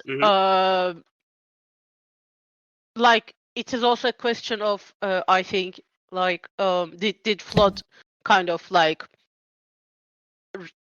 pay attention that much? Kind of like did he try to like did he leave her in some kind of strong emotion or something?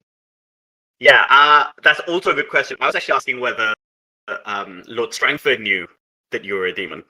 Yes, Lord Strangford does know. Oh, okay, fine. So the look on his face is, oh shit, she's gone full demon, right? Okay, great. Yeah, and she's gone full demon, and the woman I profess to love and want to marry might die here. Yeah. I am going to see this look on Lord Strangford's face, and I'm perfectly calm. And I, in a very perhaps offensively familiar way, I will brush Belle behind me, and I will draw a gun, and I will say, "Oh no, my darling, this is how you do that." And I am going to make a signal to my thugs. And what I want my thugs to do as I draw this weapon on Moen is to get I'm wondering, do I want them to jump Moen? Do I want them to jump Belle Brogan? Or do I want them to jump Lord Strangford? And here's the question. Do I want to impress Belle? Do I want to keep her safe? I don't, so let's discard that. Or do I want ultimate and absolute power? This is such a difficult question. You know what? Let's find out. I'm just going to make a sign. The thugs are going to either go for Morwen or for Lord Strangford, and I'm going to roll to see. I think they go for Morwen. That's the clear threat here. Yeah. Yes. Sure. Yeah. Okay. Because this also lets you, come in if you'd like to. Great. With protect. With for your protection. Oh yeah, I can appear when someone is in danger. Okay. No, I guess I don't know that these are. Yeah. Yeah, you should both show up. Correct. I guess I don't know that these are. I guess I don't know that these are Flood's thugs, right? Because I have not been informed of anyone's plans. Yeah, they were just playing some music, and then they become thugs. So they rush forward against this poor innocent woman, and I guess I rush out with the golf club and defend her. I want a quick flashback to us walking towards this first. Okay. Yeah. Mm-hmm. Yeah. Absolutely. Okay, what do you say? Hands in my pockets, just the two of us walking over there. Because, you can't... if you just rush towards it, you'll end up disabled and so on. You gotta solve that. I am going to. So I have a move that I would like to angle for because I think it'd be interesting to use it. It's called "Tell Me Everything." When you offer to take the burden of someone's guilt, ask them if they accept or reject your advice. I assume Wolf is talking a mile a minute about what's going on. I guess so, yeah. I guess he doesn't actually know what's going on, but Strangford gave you about your life with this El Jefe and this Belle Brogan person. I'm pumping you for information and I'm listening. Sure. Yeah, I'll tell you about what's going on, what little I understand. That's fine. I think you may be unburdening yourself about how confused you are. Yes. Okay, I'm going to give you advice. Still with my hands in my pockets. And I'll just say, Ulf, you're too good for the both of them. And I'm saying that as someone whose interest would be absolutely 100% served if you were to sweep Belle off her feet and, I don't know, jump into the lifeboat and sail away with her right now. That would suit me right down to the T. But I like you. You're a good kid.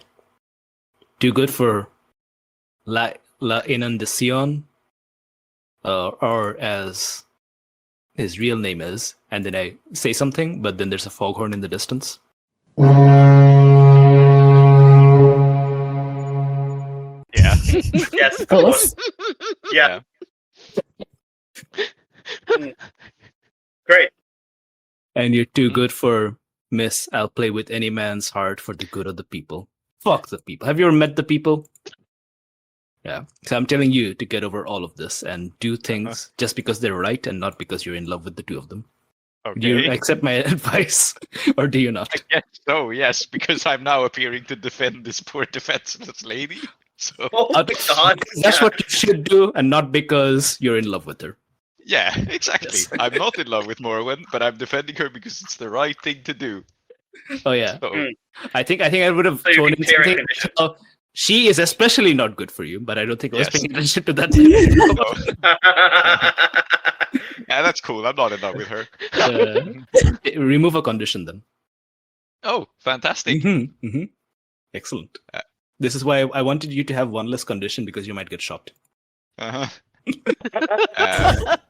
I will remove my driven condition. I think I'm still cornered because I'm largely playing cornered as not understanding what the hell is going on, and I think that fits. Also, you're cornered by the gun currently in your face. And I have just understood exactly how incredibly terrible and incredibly amazing this is. Because as you appear between me, what we have is Morwen behind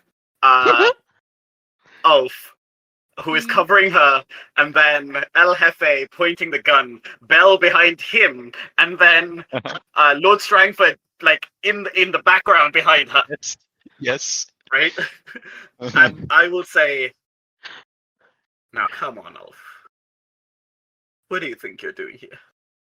Oh, I know. He loves me after all. The young Dishon gentleman.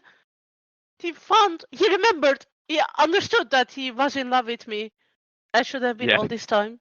I will look at the flood very carefully, and I'll say, listen, Flöde, if you love someone, they will come back to you.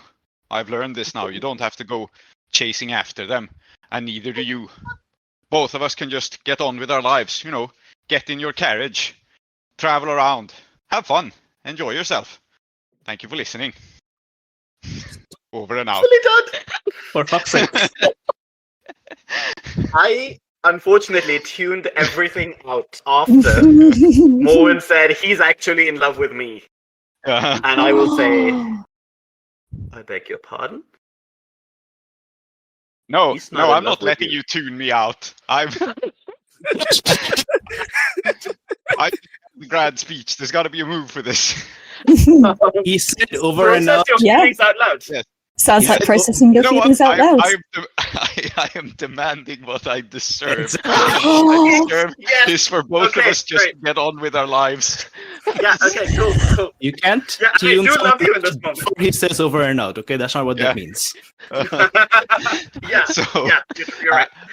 I'm reaching out to you because I love Yeah. you, but the question is Yeah. if you love me in this moment. I do. In this moment, in my terrible, awful way, I do. Uh-huh. In my possessive, like, you belong Yeah. to me, and how dare anybody else have you. Yes. But, yes, Yeah, I do I'm love not you. offering you anything of value in return. I'm just saying we should both stop pursuing these women I and feel like like go that be is bros. a value. Mm. That is a And real run off value. together. Mhm. Yeah, But that is of such I am huge... Yeah. okay, sure. And also, I'm handling things straightforwardly and without guile, which is the first time I remembered I have this thing, and I don't think I can. So I +3. guess I have a +3. Yeah, Yes. go ahead. Cool. Everyone's on your side. Yeah. I roll a Wow. 6. Oh, I missed this move. Amazing. So what happens when you miss? it doesn't say, but I think I think Is Strangford it- gets sacked. I think that's the logical Yeah. thing, right? I think that's the way the Sure. cops catches both of us with our Yeah. pants down. Yeah, So- yeah.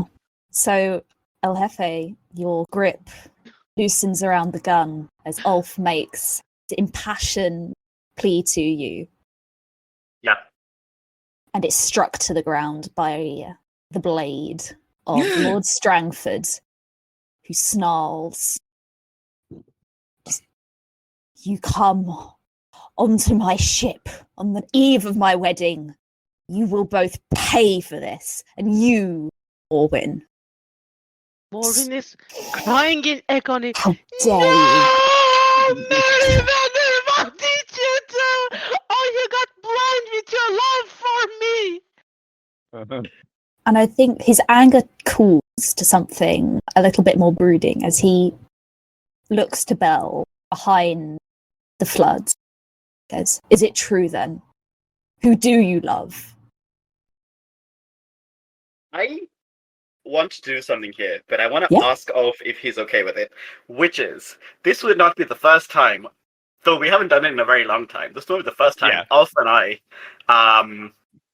try to hit somebody and like succeed, right? Like the two of us are good at fighting together.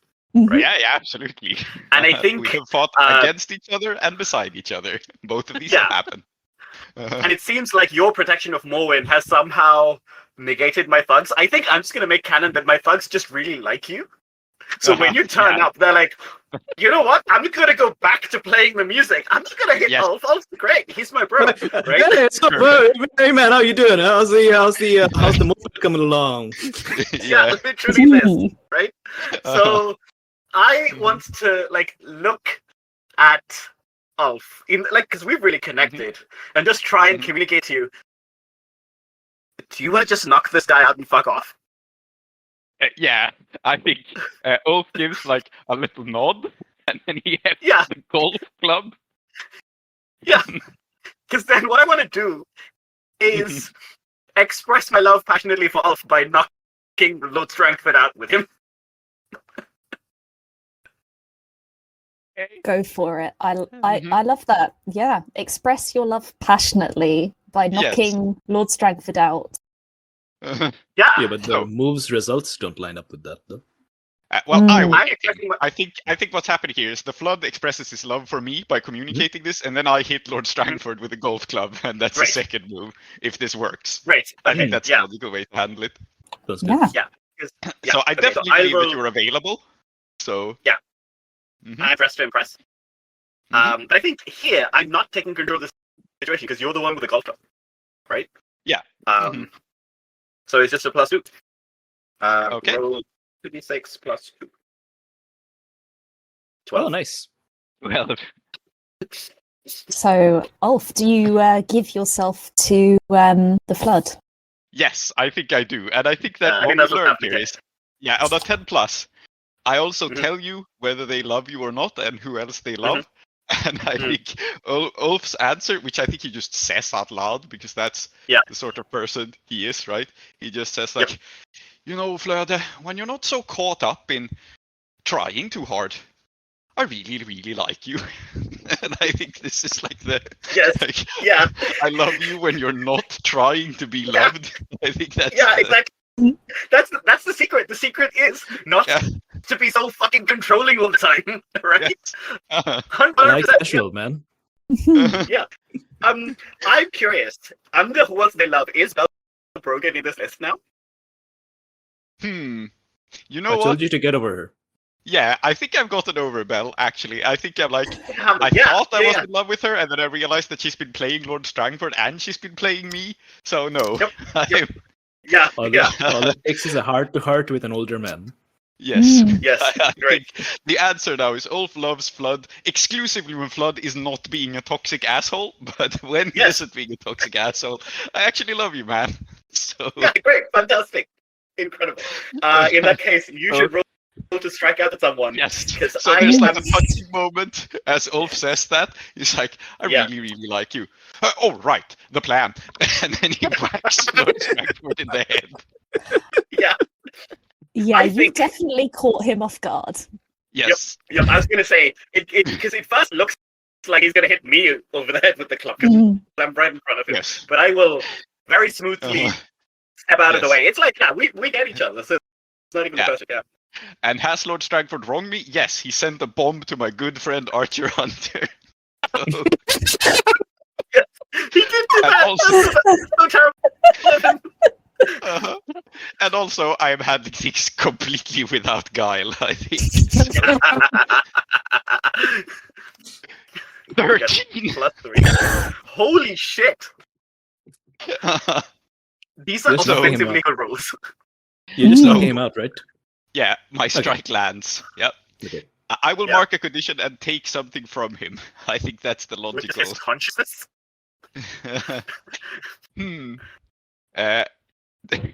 No, you know what I think I will take from him? I think I will take from him the sea. And the reason I do this in this moment is like I knock him out and I humiliate him, right? And Morwen already doesn't love him. But whatever other, like, you know, benefits he had, because we established that part of the source of his wealth is like having this love affair with Morwen and getting the sea from her and everything, right? And I'm taking that away. I'm hitting him so hard with a golf club in the head that his pact with the sea breaks. I don't know how that works, but that's what I want to do. Yeah, sure. It's Yeah, there is a loud sound effect as this happens. The camera zooms in from various different angles onto the body of Lord Strangford. Oh, yeah. And then there is a shot of the ocean. And I think over Lord Strangford's heart is a fist-sized sapphire on a pendant. The heart of the sea, Yes. and it's all yours. Incredible. Obviously, I am the El Caballero, right? So I sweep it up and I romantically offer it to the flood, just oh my god! hand it forward to. I am gonna look at you and say, "Are you proposing to me?" Well, we'll ride around in the carriage first, and then we'll see. But I thought I'd give it to you now because I think we're going to be attacked by security. So I thought I'd act in the moment. Yeah, no, you're right. And then I'm gonna look at my thugs. I'm gonna whistle because I have an escape route planned. Good. It's the grinders. That's why they never got on the ship, right? The point of them was instead to have a boat ready so I could leave when I need to, right? Bro, you have a submarine. Oh, sorry, you're right. I gave the grinders a submarine. Correct. Yeah, I forgot about that. You're right. And I'm gonna turn to look at Belle, and I'm just gonna say, and this is the first time, because I am just living in the moment now. I'm not as serious, and I'm also concerned with her looking cool. And I'm just gonna say, you can come with us if you want. And I'm not even gonna wait for her to answer. If she wants to come with, you will. I'm just gonna take off because that's what we need to do now. Yeah. I'll follow you. So Belle is looking extremely torn as she's standing over the body of her knocked out fiance, her groom to be. Archer, Morwen, if you want to do something here, there's opportunity. I mean, she's looking very conflicted right now. Morwen can try one final thing, but I don't know if it will work. So Morwen is actually she has a tear on both of her cheeks, really, because this was beautiful. This was for a moment it was true love in front of her eyes. But then they're about to upstage her, and who is going to marry Morwen now? So she still needs a wedding and a groom. I think she will look at Archer and act with desperation, kind of just look at Archer with a question mark on her face, do you want to marry? Wait, are you trying to act with desperation for this?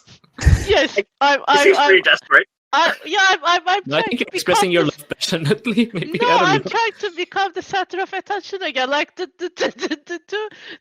She doesn't actually love you passionately. Oh my god!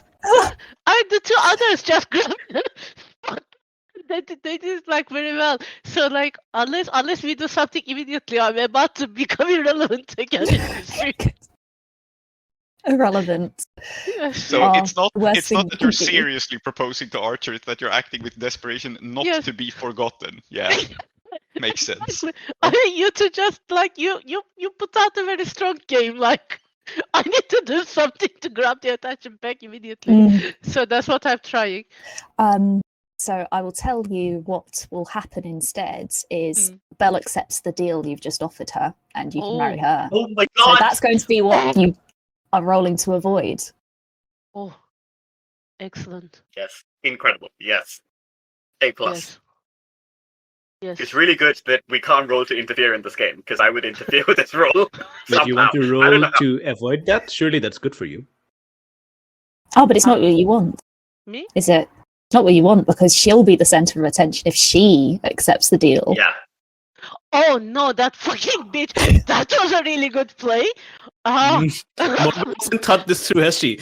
I'm going to get married so that I can be the center of attention, but not the person I'm marrying. Yeah. Yes. That's why all eyes on me in this activity I'm doing with someone else. Oh, this is a conundrum. Go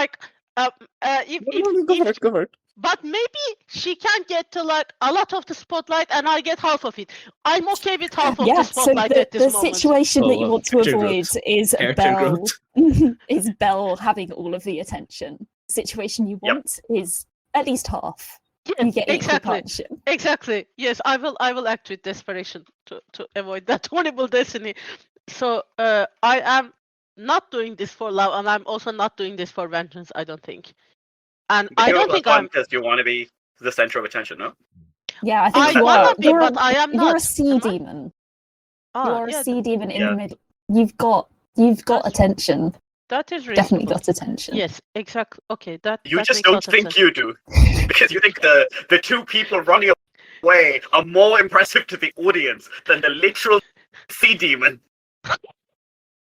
Yes, but they put out such an emotional show. Like clearly the audience must be okay. I'm rolling to prevent that. Let's go. That's a 12. 12. Yeah, so tell me. Yeah. So narrate what happened then. Tell me. Why are you now the absolute center of attention? Okay, I quickly whisper to Belle. Only if you profess your love loudly for me now. Do it now. Like I want her to make a big proclamation about like how I am actually the secret love of her life and everything. I think she goes to her knee in front of you, clutches your hand, and she says very loudly, "You might have been his first love, but I am the city, and the city loves the sea here. Oh my Marry god. me. I Marry hate me." Belle. Like, what a pretentious little shit. Oh, of course I understand because clearly I am a sea demoness and what human is better than a sea demoness? You may have been confused for a while, but of course you saw the truth. I will marry you, Belle. I will make this impossible love of you come to truth because I'm such a loving and good sea demon. Yes, my love. Take my hand. Good sea demon.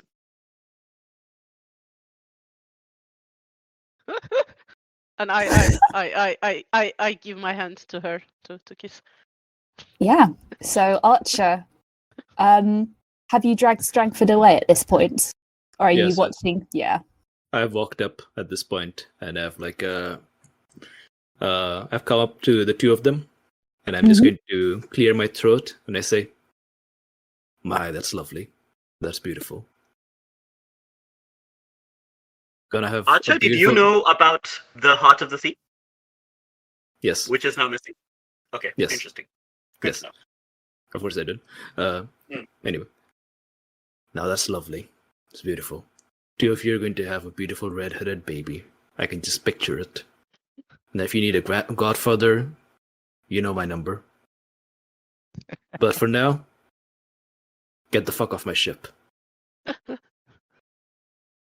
Go get married somewhere else. I don't care. Yeah, fair enough. And I'm going to lean down and I'm going to put my hand on Strangford's hand. It is like Pastor, and I'm just going to look up at the two of you and be like, "Are we done with? Are we done with Merryweather here? Got any further business with Merryweather? Can I put the boy away to bed?" Oh No? God. Good. All right. Big boss. Let's take you back to the ship. Let's take you back to the cabin. Let's sleep. I want to point out sleep off. that I want to point out that you say go get married somewhere else, that the Flood is now technically a sea captain, and so can wed Marry them. Morwen and Belle. Go on the submarine. I don't care, but not on my ship. Anywhere but here. Yeah, in fact, about that submarine, please continue. I'm taking Strangford away. Yeah, and I'd like to continue that scene as we move into the epilogue, unless there's anything. No, there's something. I want them to leave. Okay, yeah. Yes, I'm going to get in the submarine. I really hope that the submarine isn't trapped to explode. It hasn't yet, but I don't know. Okay. And as I get in the submarine, and I think like it's a couple minutes and I see Belle and Morwen running down to follow, I guess. Oh yes, Morwen? yes. I mean, yeah, Yes, okay, cool. because, Because you're a like- sea demon. You could turn into a submarine if you wanted. I mean, also like you two lovebirds are running to the submarine, so we two lovebirds should also run to the submarine. Ah, That yes. only Yeah, makes Okay, sense. yeah. understood. Uh-huh. Yeah, okay, cool. Everyone's Makes getting sense. in the submarine. I want the scene where you married these two people as the captain of the vessel. Yeah. Yes, okay. So they get in, and Uh-huh. it's a very tight fit. Because it's not all of the grinders. It's a couple of grinders, all of my thugs, and then all of us, all in not a very. It's you know. And I'm gonna say, you're getting married? Oh, congratulations! And I'm just like giving Belle a look, like, what is your play here? You know she's a demon, right?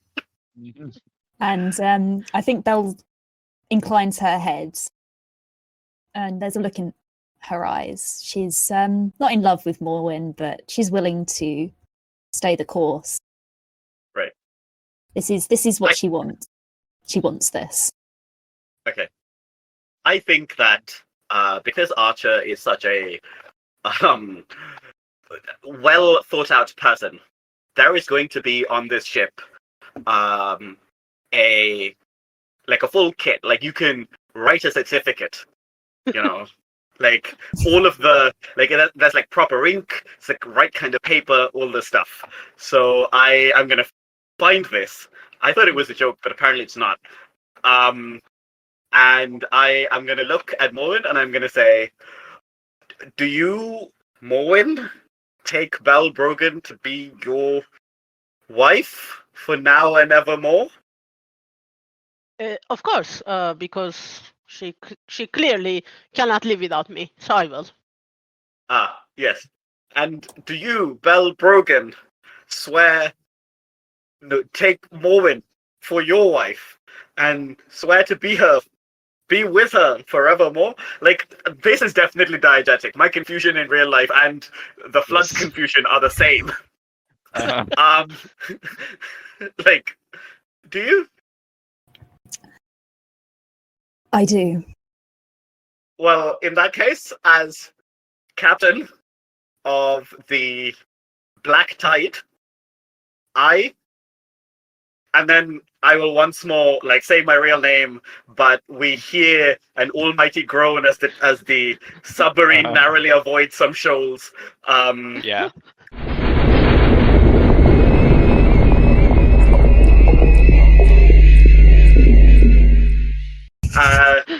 Hereby declare you married.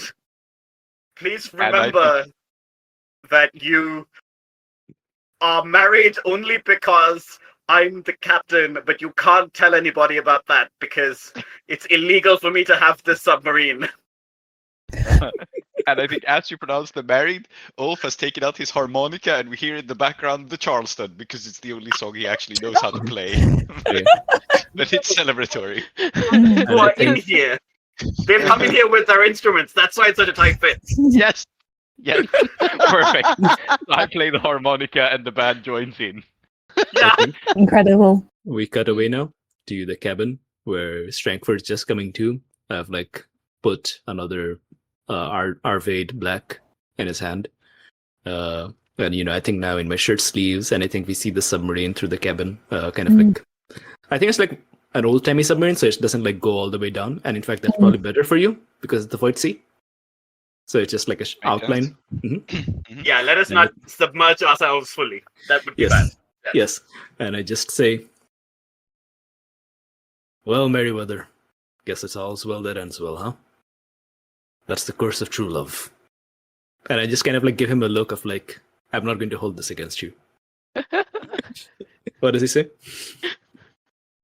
Strangford looks saddened for a moment. Well, I suppose my title of most eligible bachelor in Duskfall remains mine. You've always looked out for me, Archie. Damn right I have. He shakes And your hand. And since you didn't get to have a wedding, how about a fireworks display? So I hand him the detonator for the submarine. You bastard! No! No, I think it's shotgun at someone. Flashback to a time that you made preparation. Yeah. I was thinking this might come because you did Yeah, mention the submarine might be armed. Yep. Did you have plenty of time to Yes. arm the submarine? Yeah. Did you Yes. have Yeah, so somebody much. looking out for trouble while you Yes. did this? The people who gave him the submarine, yes. It's my submarine. I cannot stress enough that this is my submarine. Yeah. Keep my hands clean, yes. I think I'm just going to roll +2. You? Mm.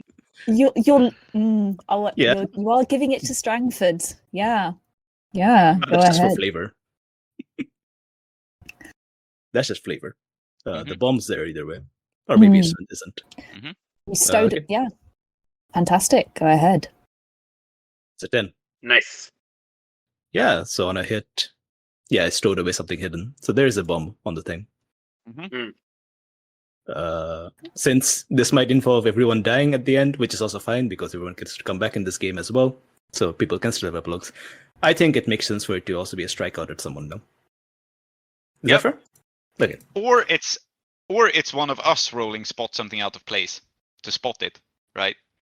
Yeah, could Makes be either way. sense. Yeah. Yeah. I have Yeah. a special move to spot things which I haven't gotten to use. Yeah, so I that's why think we will give that to you now Yeah, makes sense. to be able In to the- spot it. Between the bars of the Charleston. Yeah. Tick, tick, beep, beep, beep, beep, beep. So, have you been intimate with Archer Hunter recently? Yes, I have. I saved your life. Yes. I think that counts. Correct. But I'm not Yeah. free of other distractions. Yeah. And But am I are you handling handling- things straightforwardly and without guile? I don't know if that applies when I'm just spotting things. What could be more guileless than playing a harmonica? Yeah, okay, fair enough. I'll take it. So I'll take a +2 Absolutely. for Yeah. this roll. and you will always get to ask where is the nearest weapon, what are they trying to hide, and what's their way out. So, Yeah. yeah. So, can I ask what's our way out? Is Yeah. that like that? Okay. So, Just get out of the submarine. one- yeah. Obviously, I'm asking what are you planning, which is blow up the submarine. Yes. Then I will ask for the way out, which is one of my free questions. Oh wait, it's not in addition. It's just I can No. always ask one of those as well. Yeah. Okay. Mhm. So I will ask what are you planning and what's the way out, right? Mhm. And then I will use that way out. I get a 7 to 9, so you ask me one question too, amusingly. Okay. Let me have a look at those questions. Basic moves. Mm-hmm. Spot something out, please, right? Okay. Mhm. How does your character feel about me taking you down with my enemies? Damn. Obviously, Because this is I the feel- reluctant price to play. Yes. Obviously, Ulf's feeling is that Strangford put you up to this, and I'm going to save you from him at any cost. Great. And Incredible. then, okay. I don't know if this is kosher, but this is what's in my head, so I'm just going to narrate it, and the GM can say no if they want. Like, what's my way out, right? So I realize that, like, oh no, Hunter's planning to blow up the submarine. Strangford put him up to this. He forced him somehow. I will grab the Heart of the Sea, this like blue sapphire, and I'll like hold it up and activate it, and there's a blue glow filling the submarine. And that's where we end. Like, I activate sea Yes. magic to counter the Excellent. explosion. And then we just don't know what happens. Yeah. We do see an explosion. Yeah. But I have also Could really be activated anything sea exploding. magic. Yeah. Yeah. Yeah. But Actually, after the Yeah, explosion, can we also hear a small sneeze? Yeah. The I screen think goes black. Yeah. Yeah. I think the logical thing is not that I prevent the explosion, right? But that I activate sea magic to Yes. do something. Presumably saving us. The logical thing, a phrase that has never made sense in this game. Yeah. Yeah, so So there is a essentially- move for this, but I think it is far more cinematic that we indeed cut to black at this point. And I yeah, insist that everyone's epilogue involves picking a face certain death option. Because I think that'd be funny. Sure, we can do it. Let's see how you came Maybe- back. Maybe my sea heart magic is just like justifying how we could survive that no one could have survived that thing. So it makes sense. Mhm. Yeah. Mhm. Sure. So I think we start then with the person most likely to survive a explosion at sea, Morwin. All right. Right. Yeah. So I think I really think what happened to Morvin is this. Like, magic's got like intermixed a little, right? So a bomb has been like exploded in her sea, her domain. At the same time, Ulf has activated the magic. But there's also I think like there is also like Sea's protective magic on Morvin, where like kind of like Sea also tried to save Morvin, where the two magics kind of like they like pulled and pushed against each other a little bit, and each one is like, no, I'm the one who is going to save Morvin. And I think like it was a little bit of a commotion.